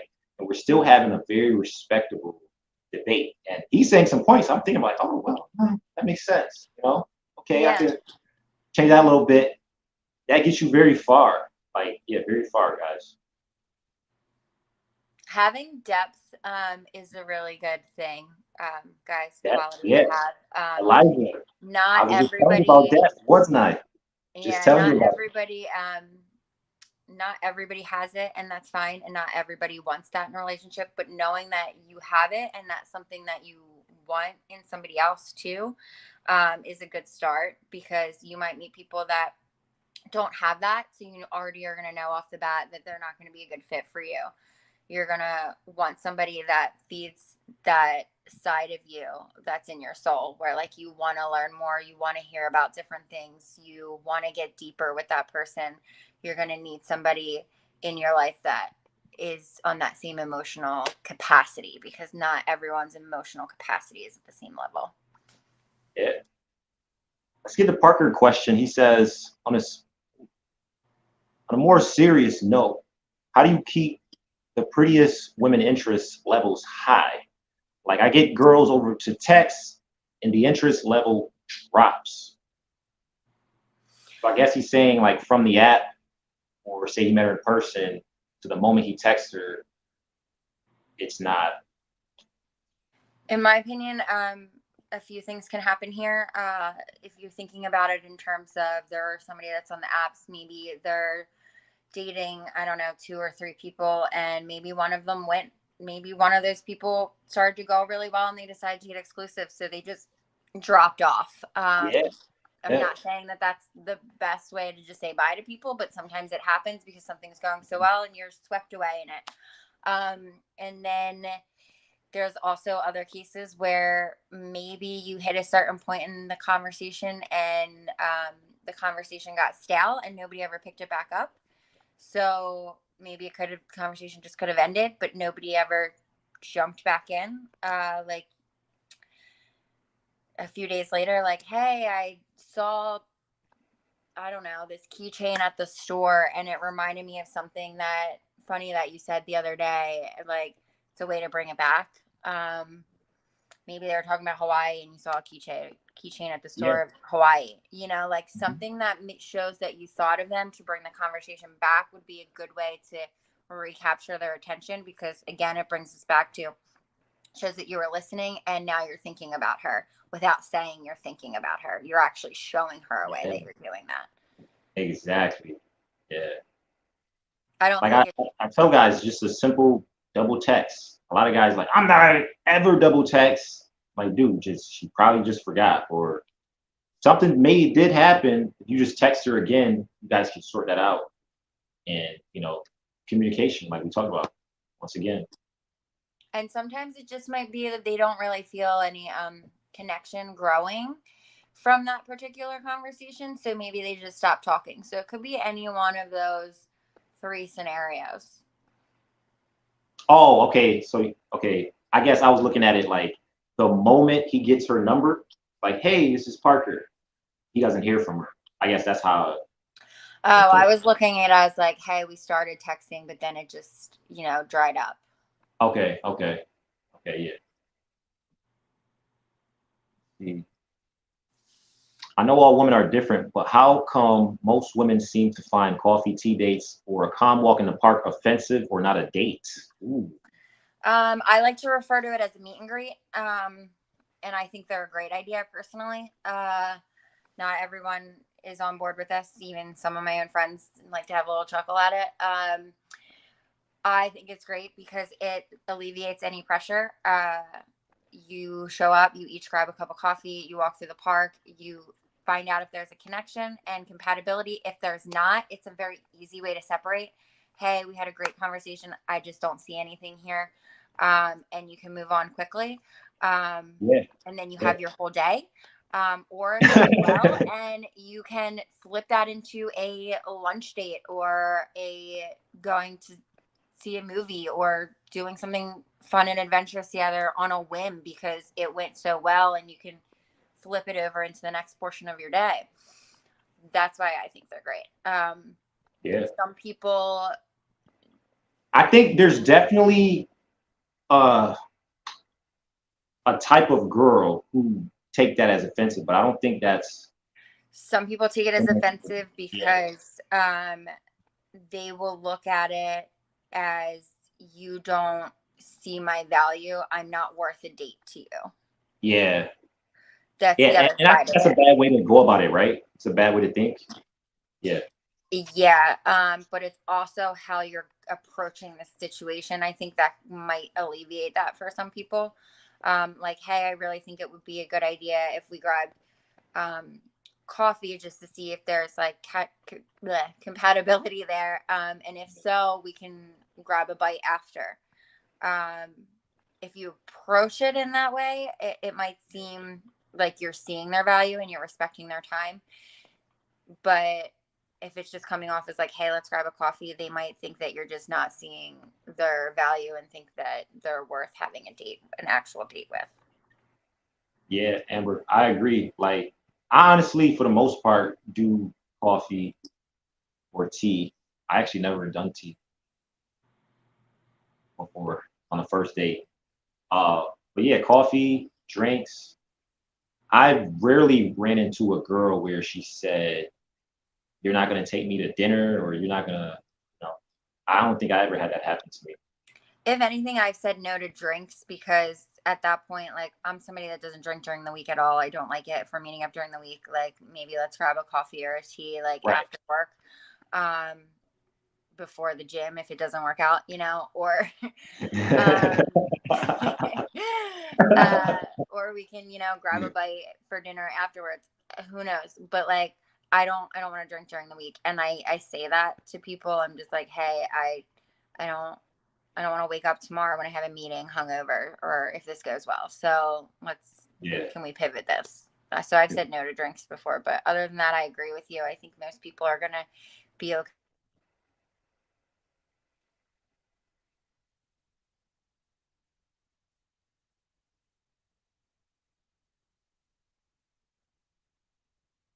I don't think that's me. Is it her? Yep. Okay. Back. Hello? Are you back? Yeah, I don't know what happened. You were literally froze like this for like. I was like, "Holy, what's going My on?" whole screen started spinning, and I was like, "What is happening?" What? Wow. I think got some. Wow, that is so weird. First, the salon's on fire. Now the I don't know spirit. what's going on. I think it's just a weird night. I'm like, I'm glad I'm in the house. Like, the energy is weird today. Yeah, crazy, crazy. Um, yeah, great answer to that. I would agree. A lot of the times never got a second date, and the date we were kissing, being romantic, laughing, etc. Oh, so he's saying like when he's super emotional, like emotionally connecting, getting a kiss, something that's very important to him, and she just ghosts him. What do you say about that? I think this is going to be like different again on every situation, but it could be some women don't like to kiss on the first date, and maybe it came across as like, oh, maybe they felt a little pressure too because they could tell you wanted it, Yeah. or and then when you feel pressure, you don't want to talk to that person again because it's an uncomfortable feeling.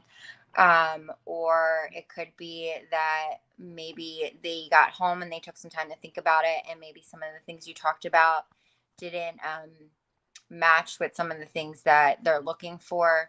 But again, I'm not saying that she's not in the wrong. She should still tell you, like, hey, I had a good time, I'm just not interested. But there could be multiple factors to what's happening after the fact. It could also be that maybe she feels like you were talking too much about yourself on the date. Mm.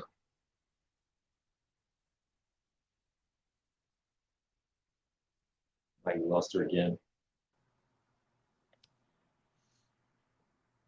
You back? Yeah, I don't know what's going on. I just turned my Wi-Fi off. Maybe I'll have better connection without it. Yeah. Good. Yeah.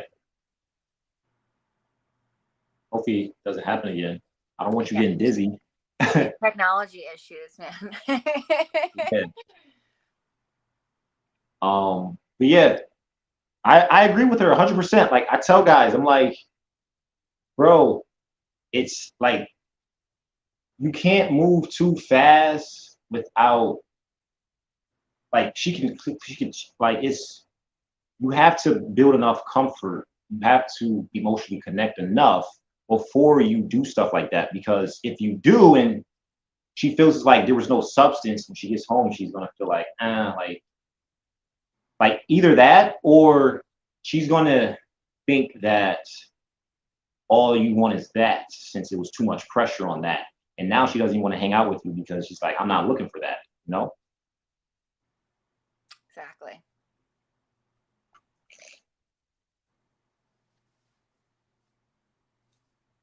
So yeah, guys, take your time when you're on dates. Even though she kisses you, that doesn't mean always that she really likes you, you know? And try to make it what I like to call a slow burn. So don't give So too much of yourself on the first date. Like, don't be going in there guns blazing. Like, here's my whole life story. Do you accept me? Um, Slowly work into things like and learn about that person and let them know a little bit about you per date. Don't go in, here's everything about me. Um, and yeah, I guess bring me back to what Kimbo says. Like, you have to make sure you're feeling that chemistry. Like, women give subtle hints that they want you to kiss them. You'll know. So, like, if you're out for drinks, their body is towards you, not away from you. If you're in a booth, they're going to be working their way a little closer to you. They're going to be giving you flirty eyes. We Okay. have subtle body language movements that will let you know if that's, we want that. Yeah. Yeah, I agree with that. Never force anything, guys. I have pride in just staying wrapped up, not getting caught slipping. Yeah. It's crazy right now. Stay out the way. It's easy to not get a chick pregnant. Just use condoms. Yeah. 100% agree with that. Parker says, are most girls using dating apps? If so, do most girls normally go on a date with a couple guys a week, and do they take it seriously? So he's saying,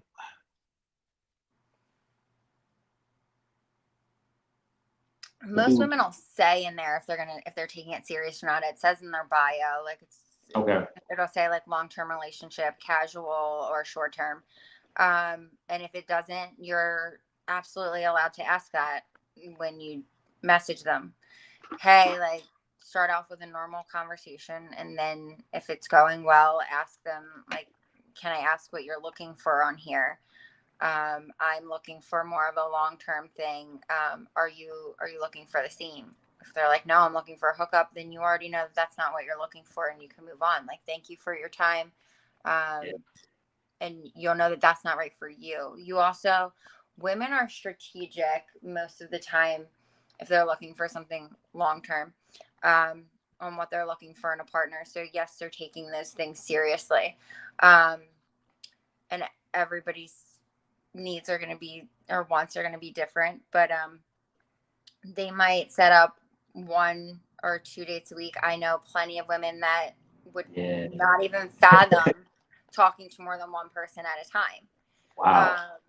Because they're like, I want to give this one person the amount of energy that I have left after, my work week and my my family and my friends. Like, I want to give them the most. It's going well, and then they'll only be talking to that one person. So every woman is going to be different too. And there's different reasons for that. Some are like, I can only focus on one at a time. That's all I have the capacity to do, and that's all I want to do. And some are like, hey, I'm going to weed out people faster. I'm going to find out if they're right for me faster. I'm going to find out if they're creepy faster, and then I can just keep moving on until I find something that fits. And that's basically what I tell guys is like, bro, just go on a bunch of dates. Like, if you're looking for you're looking for a girlfriend, just go on a bunch of dates, pick the girl you like most, and then just move forward with her. You can't just, I mean, everybody goes about it differently, but if you want to get through it faster, that's something you can do, right? Yeah. Exactly. But some of those women that are doing that also are at a stage where they know exactly what they're looking for, so that weeding out process is a lot faster for them. Because they know what qualities they're looking for. They know what they want in a future partner. They know who's compatible with them because they've dated a bunch in the past. Exactly. They're weeding through people faster. So it's easier for them to be like, I went on 2 dates this week with these guys, but this one is not going to work for X, Y, and Z reasons. I'm going to go on a date with this. I'm going to give this one like 2 or 3 more dates. And if he's still great, then we'll keep going. But if not, then I'm going to go on 2 more dates. Like, that's how you weed them out. Yeah. And I'm not saying, now, I also want to preface, these women are not sleeping with all the men. They're going on dates and they're deciding if they are a good partner. And I need to preface that, because dating does not mean I'm sleeping with you. Dating means I'm learning about you to see if you're going to be a good partner. And then if we become exclusive and it goes to that level, great. But I need to preface that. That's here. Yeah.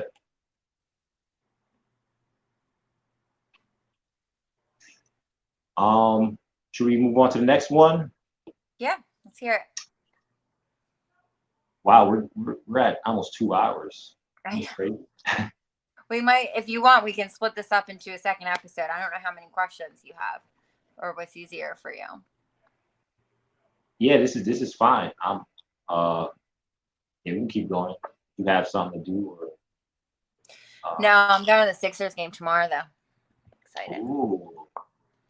Sure, I like that. Is it a date? No. Or is it going out with friends? Okay. Mm-hmm. Yeah, I remember the last time I went to the Sixers game, I took a date, and she loved it. Fun. It is a fun idea.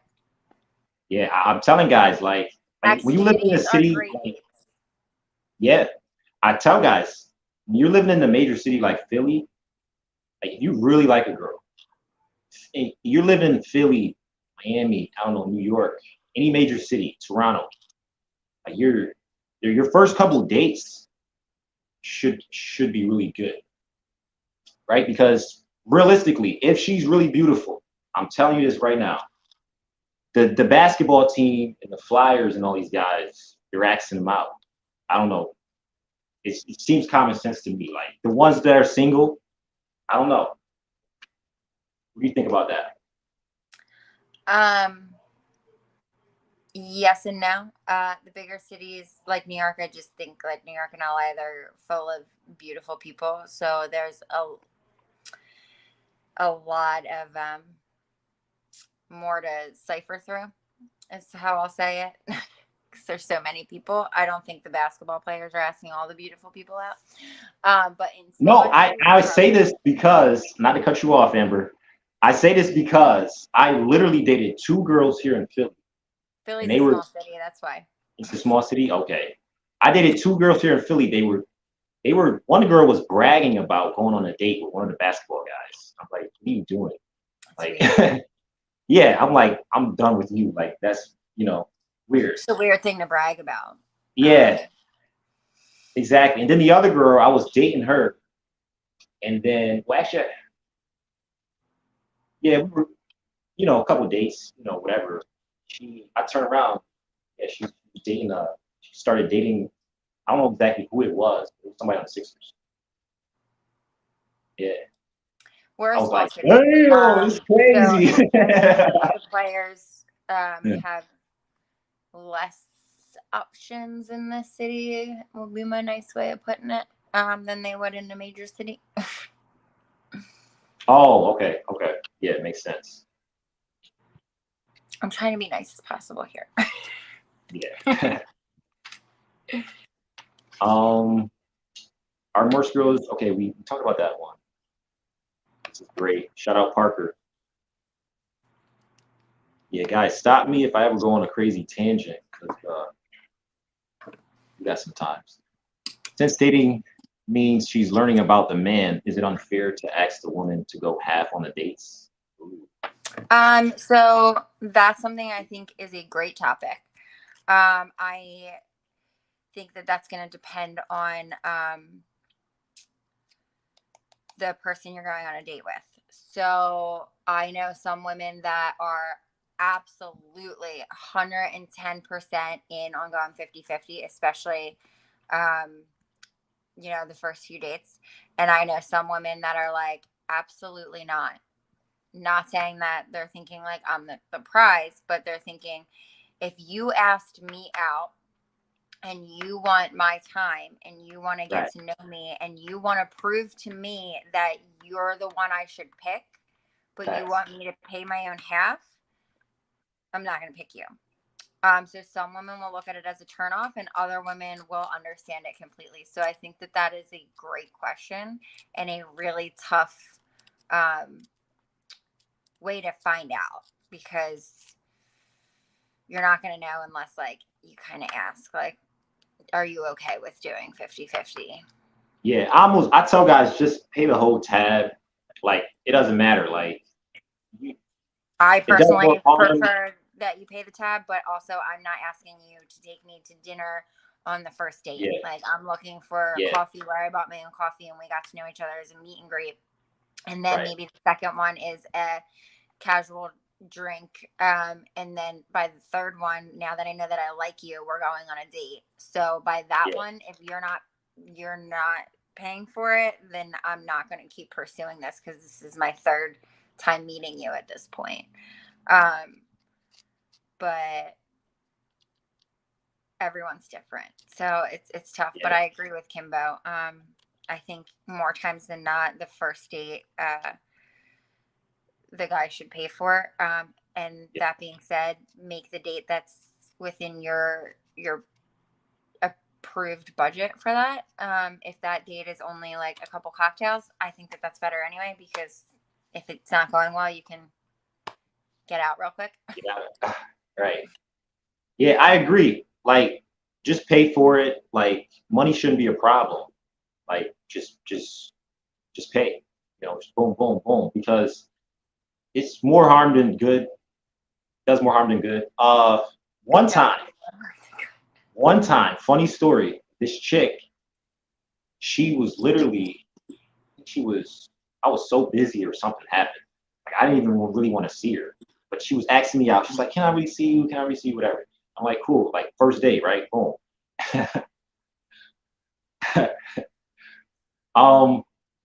But I was like, because I was like really busy for the day, and I was like, I should just move the date to like the weekend, right? I was going back and forth. I was like, you know what? Like this is the only time she's free. Like, okay, and I agree with her. I'm gonna meet up with her. And she asked me out, she did everything. And she still looked at me to pay the tab. Like 100%. And I just paid the tab, of course, but I just thought that was interesting. Like I talked to a lot of guys and they was like, "What? That's weird, Kimbo." Like whenever a girl asks me out, I don't know. What do you think about that? I think that whole situation is weird because I would never beg a guy to take me on a date. Um, I think it's just like coming off as a little desperate personally, especially if she begged you to go on that date and then is looking at you to pay. Like that's screaming desperation to me, and I don't like it. I also don't understand it, but I think it's very weird. I'm not saying Do you think it was okay for her to still do that?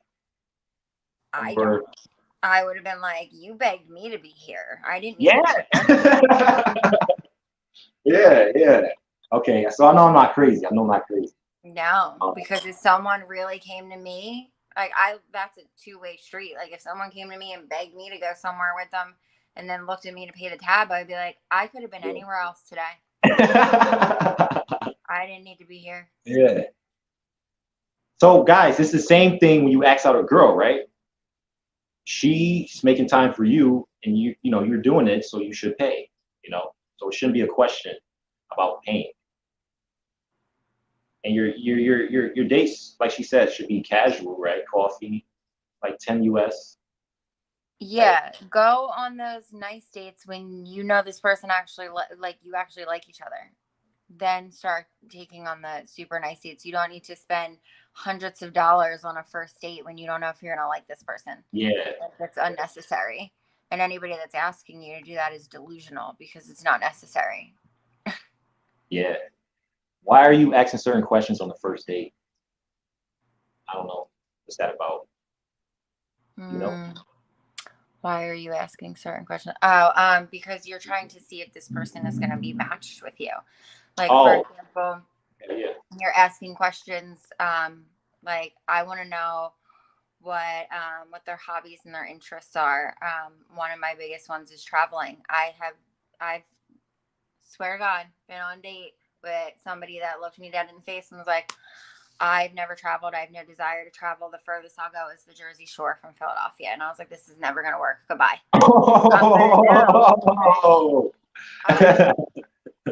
I want to get on a plane. I want to explore other cultures. I also need to know what personality type that you are. Most people know, like, are you like extremely A-type where everything needs to be planned out and you need 6 months in advance to do something? Or are you somebody that's a little bit more like I am where you're more spontaneous?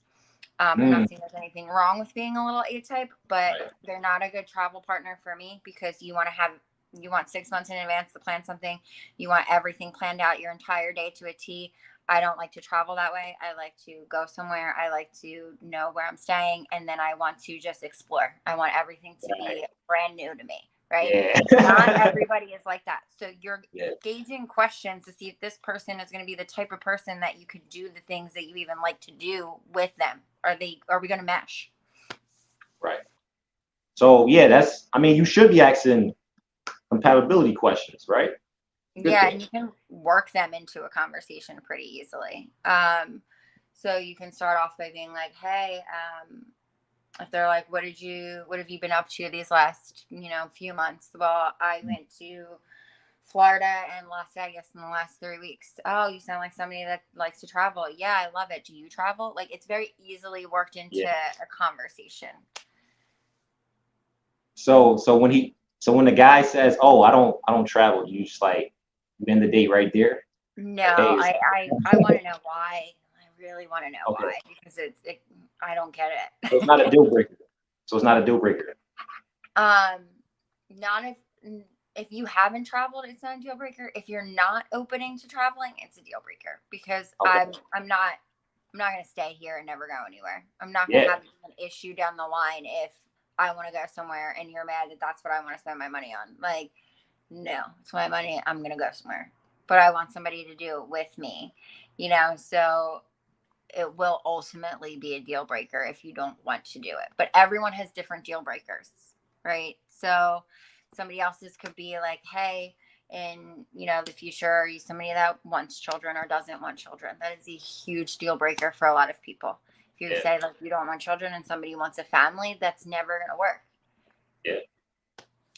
So that's why I wouldn't say that one's first date question. It's definitely not, but there are questions that you can ask on Okay. the first date to see if you're compatible. I feel like all the deal breaker questions should be on the first date, so you don't lead anyone on, right? Kids is a strong one, so maybe end with that one. Okay. I'm saying there's other deal breaker questions before something like that to know if you're compatible. Okay. Makes sense. Makes sense. Great way you put that. First date, women should always walk with their own cash. If you're not feeling the guy, you can pay, move along. That way the guy doesn't feel entitled, like you don't feel obligated. So I guess he's saying he kind of disagrees with us where we said That's since fine. There you are asked women her out, that yeah. will accept that. We're not saying you're wrong here, sir. We're just saying we have a different perspective. And I totally feel as though if I'm being treated a certain type of way, that's the treatment you're getting back. So if I'm feeling like I'm not of value to you, I'm going to start treating you like you're not of value. Or if you're treating me super well and, taking me on nice dates, you better believe you'll have courtside at a basketball game when it comes that, like, it's my turn to surprise you with something. But you get what's given with certain people. And I'm one of those people. Again, there's nothing wrong. There are plenty of relationships that are 50-50 from the beginning. I know people that are doing that right now. It's just not my cup of tea. So you're not wrong. We're not saying you're wrong. I'm the kind of guy where it's like I want to pay for everything. I think a guy should be always obligated to just pay because I don't know. Yeah, I'm more on that traditional. I don't see anything wrong with it. I'm just saying there's another side to it, and I understand people's sides. And I know women that will. All that comes from though is just money. That's all that comes from. Just if you just make more money, I don't think you would question who's paying and splitting. Like just make more money and then you just like boom, boom, boom, pay. It's faster, right? You get the receipt and then it's like, oh, just 2 receipts and then you do and it's just too much. Like it takes too long. Just pay. You know? Looks like this one is for you.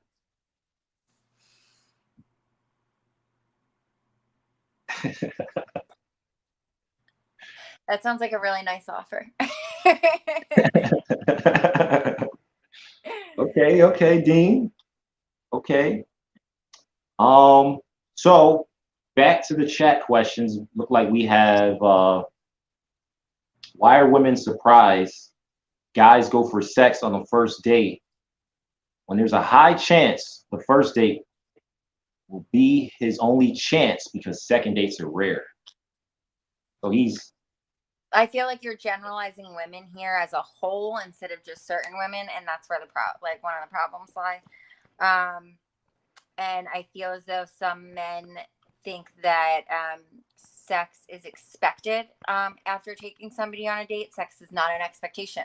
A date is to determine if you are compatible and this is going to go somewhere. I'm not saying sex doesn't happen after a first date. It absolutely does if there's chemistry there and two people are in the moment and it's getting hot and heavy. Go for it. And then I guarantee you that can lead to something else or will lead to something else. But not everybody wants to move at that pace. Not everybody's comfortable with that pace. And sometimes it's not leading to a second date because of a number of different reasons.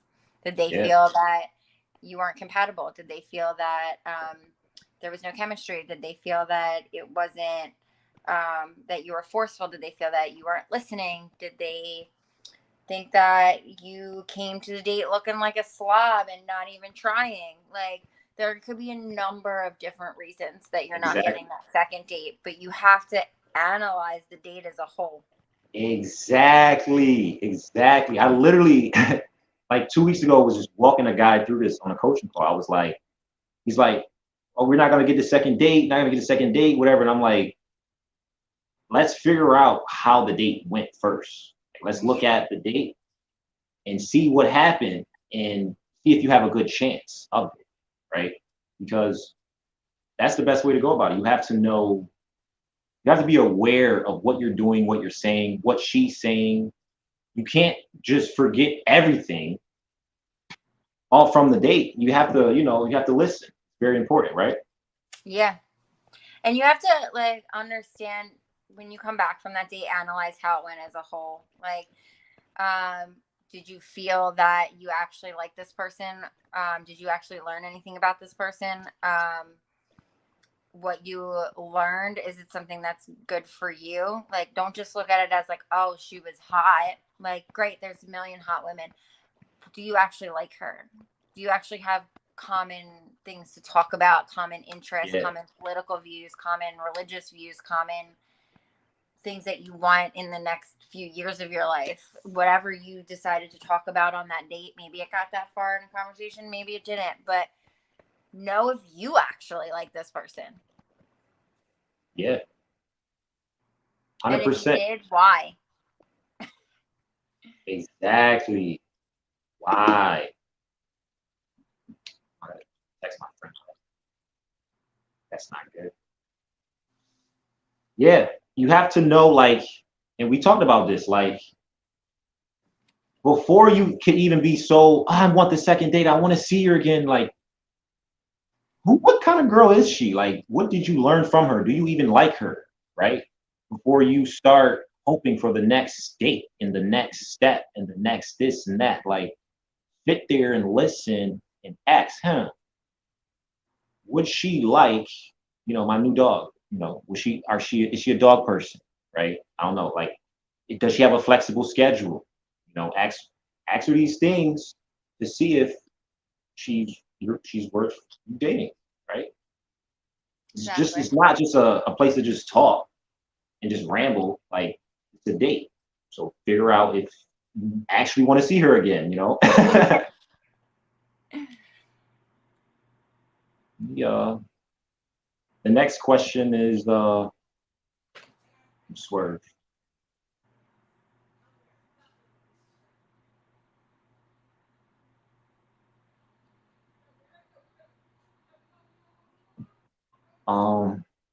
Do you think women have unrealistic expectations in men? No, I think some do. But for the most part, no. At the core value of it, it's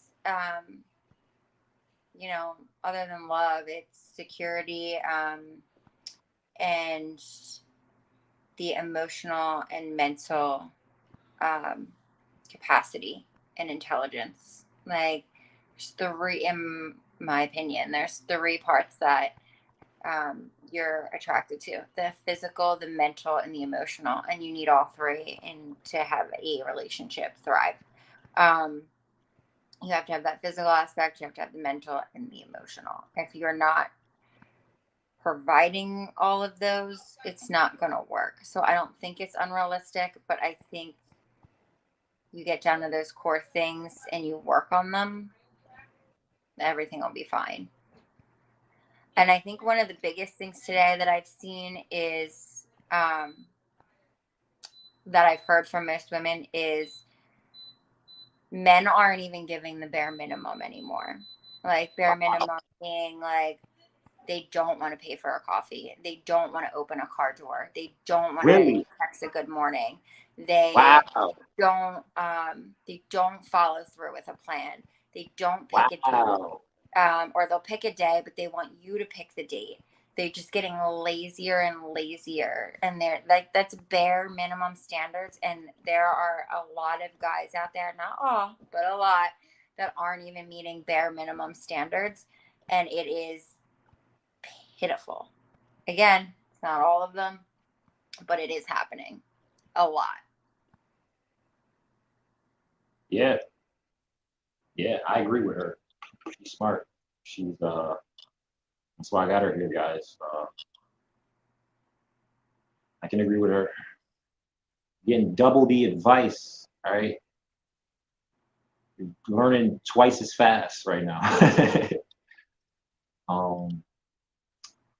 Okay, next question. Oh yeah. Wow.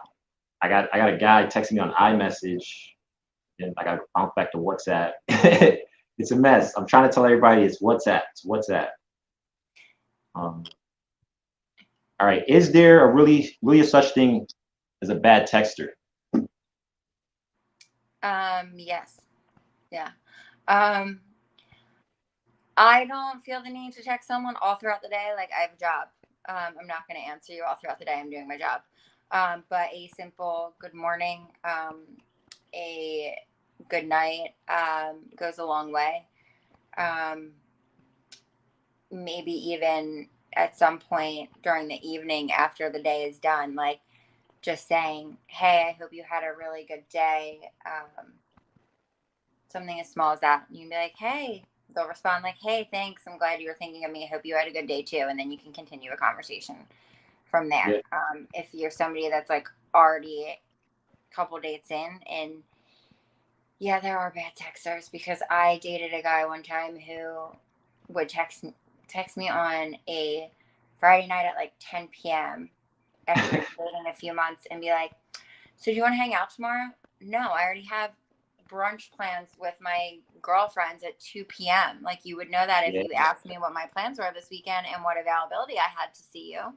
Instead of just assuming I was waiting around for you. No. Yeah.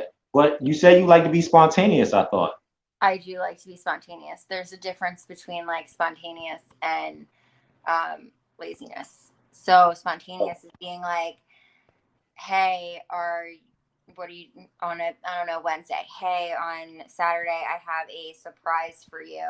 Be ready at, I don't know, 3:00. Okay. I have a surprise coming. Whatever he planned is spontaneous to me.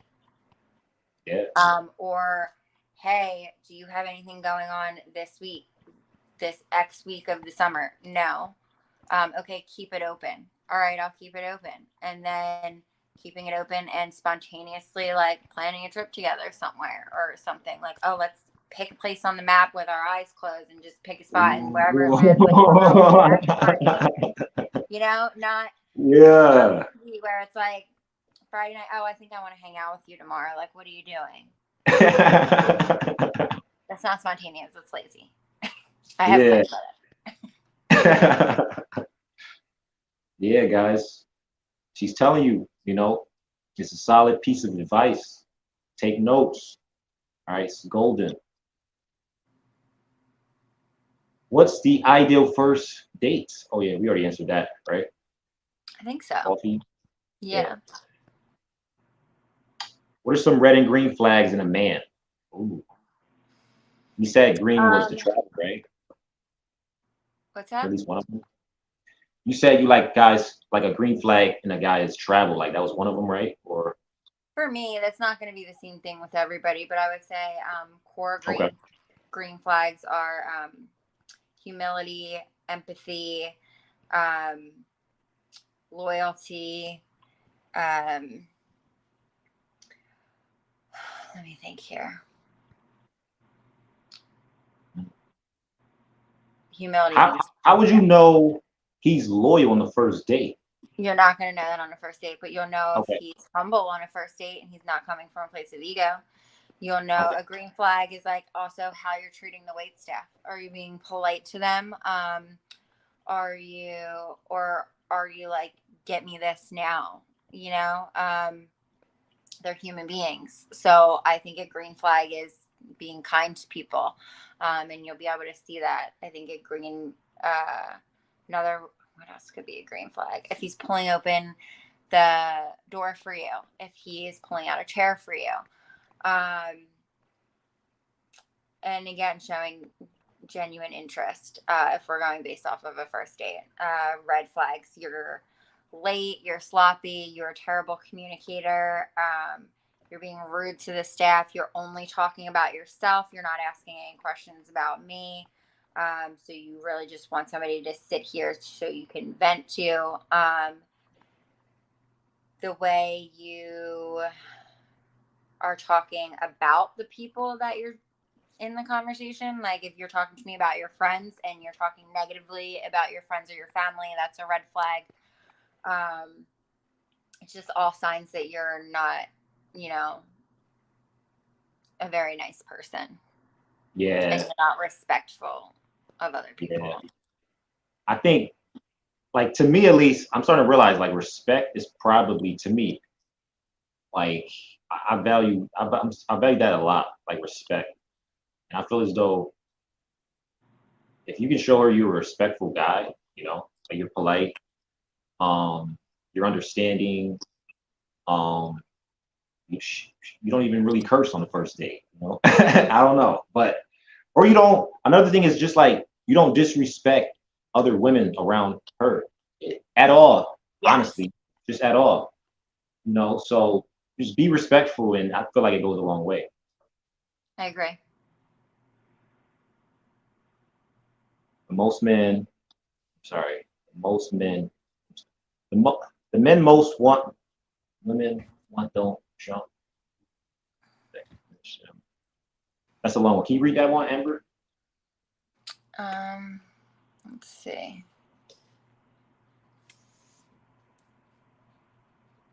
I gotta send him.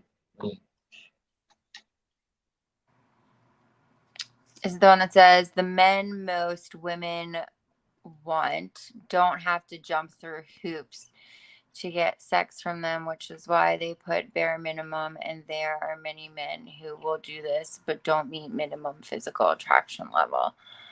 Okay, so you're talking about sex. That's a completely different topic. Like if somebody's looking for something casual, they're not gonna care. They just want them for their looks, whether it's guy or girl. In my opinion. But you could looks be a perfect 10 and your personality is a fucking 0, and any mature woman that's looking for something real is out the door. Like, yeah. There are men that you're saying are of like physical standard, and I've seen them where they're flat out narcissistic. Like, absolutely not. Yeah. You can be fine living with your mommy because she needs to fix you. Like, as far as what you're saying with men doing a lot and not being of a certain physical look, I think when women hit a certain point of maturity or even age, like looks become less of a priority. It's more about all these other attributes that we're talking about. But there does need to be some sort of physical attraction. And everybody's definition of what they're attracted to is different. Some people want somebody really super tall because they're tall. Some people want somebody of a certain buffness. Some people like tattoos. Some people don't like tattoos. Some people want somebody short. Some people want boobs on a woman. Some people want a butt on a woman. Like, everybody's interests are different. Some like blonde, some like brunettes. Some like Latinas, some like white, some like black. Everybody likes something different. Don't get me wrong. There are people that are always what I like to call everybody's type of hot. So everybody's attracted to them, but they're like a 5% of the population, maybe 10. The rest of us are all out here, and everybody has something different they're attracted to. So I wouldn't say that anybody is on a subpar level of attractiveness. I would say what I find attractive is going to be different than what my roommate finds attractive. I would say that what my best friend finds attractive, I know is different than what I find attractive and different from what my roommate finds attractive. So Yeah. all of that is different. So I don't think there is really a subpar. I think there's somebody for everybody, and that's just what it is. I 100% agree with that. Looks like got another guy requesting to come in. Kiri, my good friend. Okay, give me 2 seconds while you let him in. I all right. need a phone charger because my phone is dying. All right.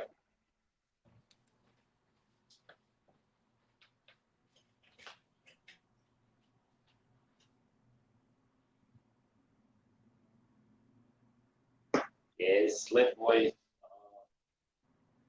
Yeah, drop some comments down below if, you know what I mean, if the light ain't looking right here. I'm looking pitch black. You can't see me. You know what I'm saying? Come on now, look out for me. Comment. I'm looking right. Make sure the audio right. Okay, lighting looks good. Okay. Yeah. She's smart, right? Told y'all she's smart. And she's like, she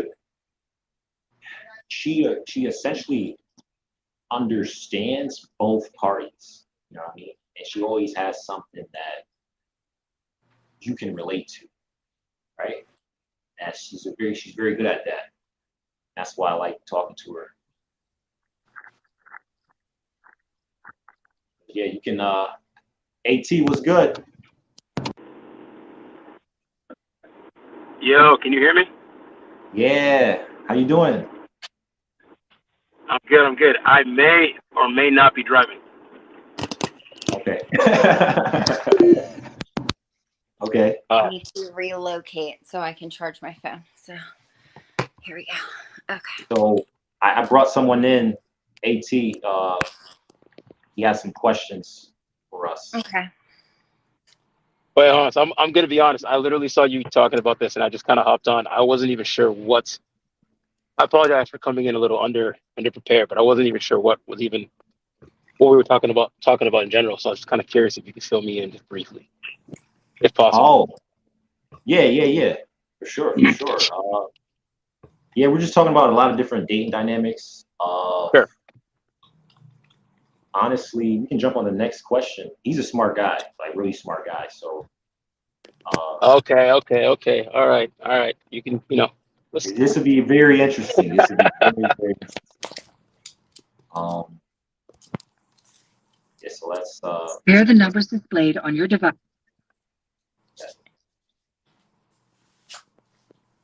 So the next question looks like the same, which is, what makes you want to go on a second date with a man? Pretty much with the green flag stuff, right? Okay. Yeah, the green flags. So obviously there has to be some type of, like I said, connection. But then beyond that, was there good communication? Were they a good listener? Were they good to the wait staff? Were they respectful? And then ultimately, like, do we have, it's gonna really, like, other than those green flags, it's gonna really come down to that connection. Did we connect well? Did we, were we laughing? Were we having a good time? Just overall fun, but also meeting on whatever one of those questions or a few of those questions that you asked on those core values, making sure that they had aligned on top of all of that, because you can have the best fun, but like realize you're not really that compatible. So you have to have a little bit of all of it in there. And then you're going to get that second date. But respect also falls on that line of, like, I didn't feel pressured to do things I didn't want to do. Bring back to, like, the guy with the kiss thing. Like, maybe she felt a little on your device.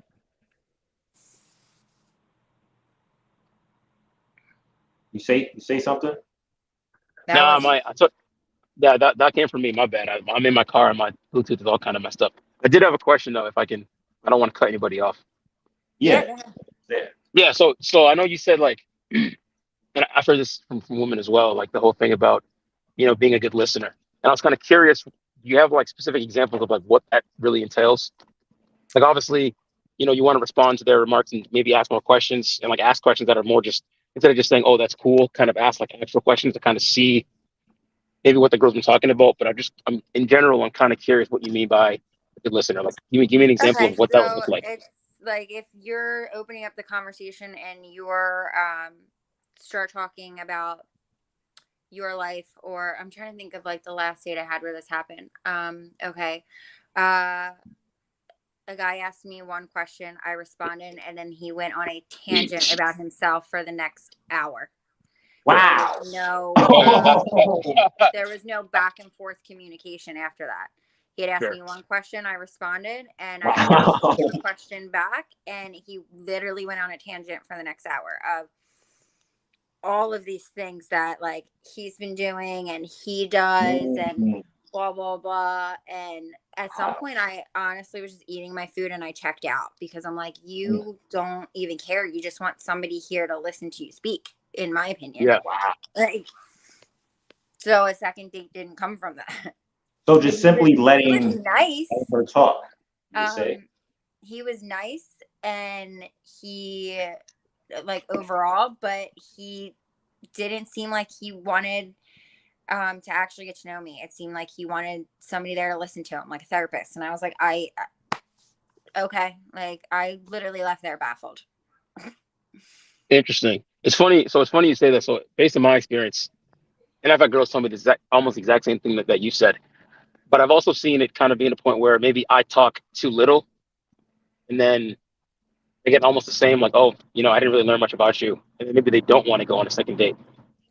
Although I've also seen, you know what I mean? I know obviously it's difficult to give like actual percentages, but I feel like I always like tell myself, hey, if I'm gonna go on a date with a girl, let her talk like 70% of the time, and I'll talk like 30%.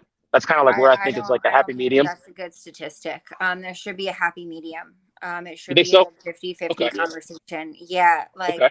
she's there to get to know you just as much as you're there to get to know her. So if she feels like Course. she's Here are not the getting numbers anything displayed from on your you, device and on the it comes across as you are being closed off. Mhm. And she just took this time and got really pretty for you and got really excited to be here, and she felt like you were closed off and not really wanting to talk to her. That's how that's going to come across. Maybe I do think part of it is more just me in my head because I tend to talk a lot just in general. So maybe if I paint it in my head as, hey, let her talk 70-30, it ends up being more 50-50. But I do see your point. What you're saying makes a lot of sense because definitely you don't want to go on a date with somebody and they attempt to learn about them and then not hear anything about them. Yeah. Okay. Okay. No, that's definitely helpful. Because if I'm getting myself all pretty and dolled up and going somewhere, like, yeah. And you're just talking about yourself the whole time, or if it's happening where I feel like I'm dominating the conversation and you're not telling me anything about you, it's just, it feels like either one, you just wanted to listen, someone to listen to you talk, or two, you weren't interested. Like not having much to say comes across as you're not interested. Okay. No, I mean, that makes sense. I guess if I was on a date with a girl and she didn't talk that much, I would think the same thing. So that makes sense. Yeah, you're Okay. gonna think, does she actually want to be here with me? You're gonna start Exactly. getting in your head. Yeah. I agree with Amber, like 50-50, even exchange. Mhm. Yeah. I think I've always been more probably on the quiet side. So I was in a safe zone at least. I don't know, like worst case it's probably better for her to talk more than you talk, right? I don't know. Like worst case, I don't know. What do you think? Because you would learn more about her. I mean, that's kind of where I'm at. I tend to see, maybe it's not 70-30, but in my head, I've always thought that maybe it's better for them to talk more. And even with that, I'm fairly good at asking questions about other people's experiences. So I'd rather hear about them as opposed to just talk about myself all that much. Maybe just throw in my own experiences kind of as a way to like, after I've already heard what she said, as opposed to leading off with, my life, what I do, work, etc. yeah. So yeah, because and sometimes it's okay to like ask her a question and her answer, and you like bring build your off own of it. stories to that. You know, Okay. like I'm sure you have value to add to that. Add it. Okay. It's like Swerve got a question, but don't women like mystery? So he's saying like, if he doesn't tell you much, does that make you more attracted? Not necessarily. I always say there's an art to being mysterious. And what I mean by that is I don't blast my life on social media for everybody to see. I'll post snippets of it here and there, but like I like that nobody knows where I'm at. Like the people that know me and they're either with me or, you know, they know where I'm at, but like the world doesn't need to see it. So mystery being like you're not posting your whole life on social media. You're leaving something up to, you know, the dating aspect of it or something up to discovery. And that also Okay. comes with like not giving too much on the first date. You're not walking in like, oh, here's everything I've ever been through and everything that I'm looking for all at once and just throwing it out like word vomit on a first date. There's no mystery there anymore. You said, here it is. And that's a lot. You want to gradually grow into these things. So yeah, there's still a part that's a mystery. You're still getting to know that person with each date that you go on. So there's more to learn. Yeah.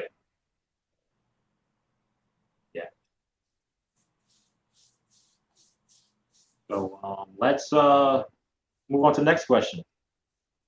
You guys ready? AT, you got anything to say on that, or? I mean, you know me, I don't really do social media, so typically you're not gonna know anything about me unless you either Yeah, already see, know me or know mysterious. somebody who knows me. Yeah, and I've definitely heard in the past that that's definitely been a positive. At least I've been told that can be a positive. Not having social Correct. media. It's not really intentional, but it's just kind of how things are. Because I'm not a big fan of social media. So. Okay. Like, yeah, name one. We're talking about a date, not social media. I don't know what that is. Yeah, so okay. The date itself is the part where you're being mysterious is not giving everything all at once. You ask Yeah. a couple Oh, yeah. questions, she answers, she asks a couple questions, you answer, you're having a back and forth conversation. It's just not giving all of yourself at once in one date. You're giving something for the next date to talk about, for, you know, the third date to talk about. There's still mystery to you. Yeah. Interesting. But not saying anything at all is going to seem disinterested. Yeah. You got to play that happy medium, right? It's a balance, right? Yep. Uh-huh. So Amber, I have a question for you. Okay. So I'm going to Miami tomorrow, Florida. What do you think I'm getting into? Like, because I'm single, right? I'm on the apps, like, you know, seeing what's up. Miami's its own little world. So just brace yourself because I can't even begin to describe what you're gonna come across. Wow. Yeah, Miami's wild. Miami's wild. And why is that? Like, what's ahead of me? What is that? Miami's a little bit of a melting pot, so you're going to have people from all different places. So you're gonna have lots of different cultures, which is a good thing. But with different cultures, is going to come different expectations and different life experiences. You also have, in my opinion, a larger population of sugar babies. You're also going to have a larger population of women who are just out there to have a date. You're going to find a bigger hookup culture. Okay. I'm not saying there aren't serious people there. There are. But a lot of people there I had no clue. plans for visiting. So their expectations are going to be a lot different than visiting. Yep. Wow. So sugar babies you mentioned in Miami. What's a sugar baby?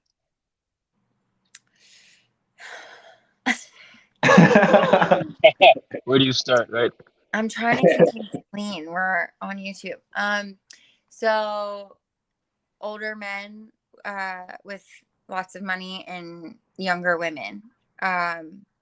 Whether that be like to just go on a date with. Sometimes they'll pay women to just keep them company. And sometimes they'll pay them just to talk to them, and sometimes they'll pay them for other things. So.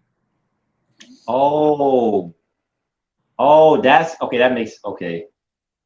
Because this one time, yeah, I was. There's a lot more money in Miami, so that's why it's more affluent there. Oh, okay. Yes. Yeah, I think she just gave you like the PG-13 version of Miami. I'm really getting put on the spot and having to think really quickly on how to say a lot of different things. Yeah, no, that's yeah. Not kidding, but Miami is Casey. Miami is a little out there.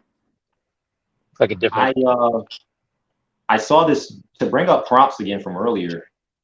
I screenshotted a prompt I saw on Hinge in Miami.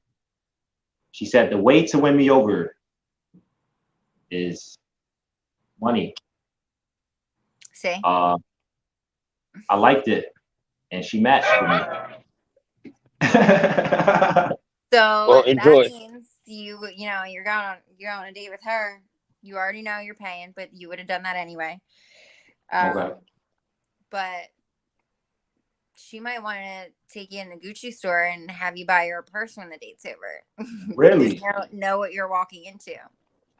Whoa. The Gucci store. I'm just saying. Woo. Or Louis Vuitton. I don't know. Wow.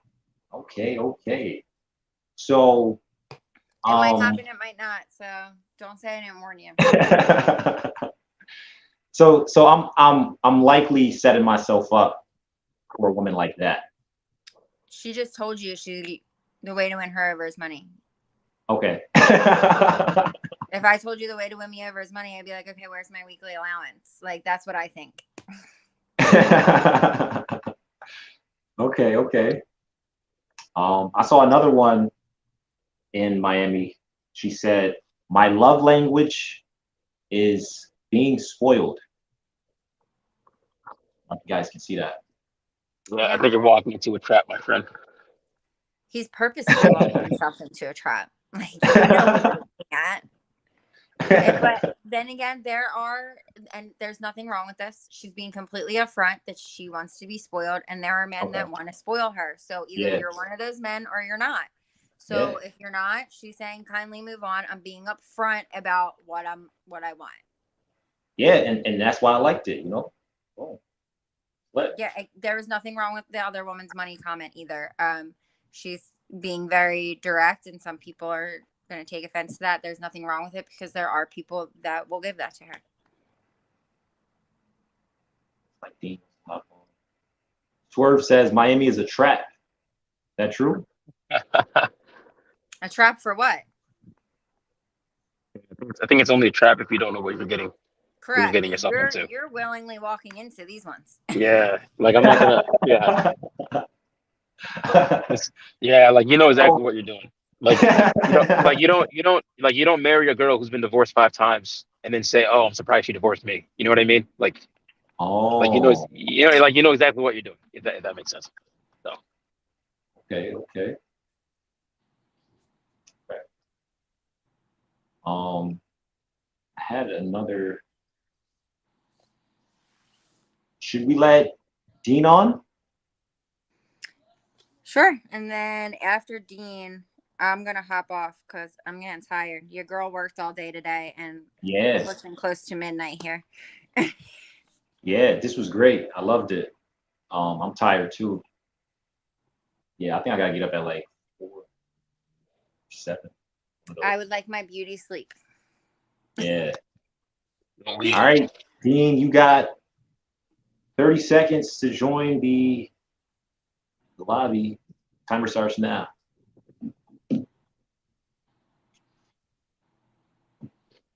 Yeah, this was great. I appreciate you coming on today. I'm just happy to be here.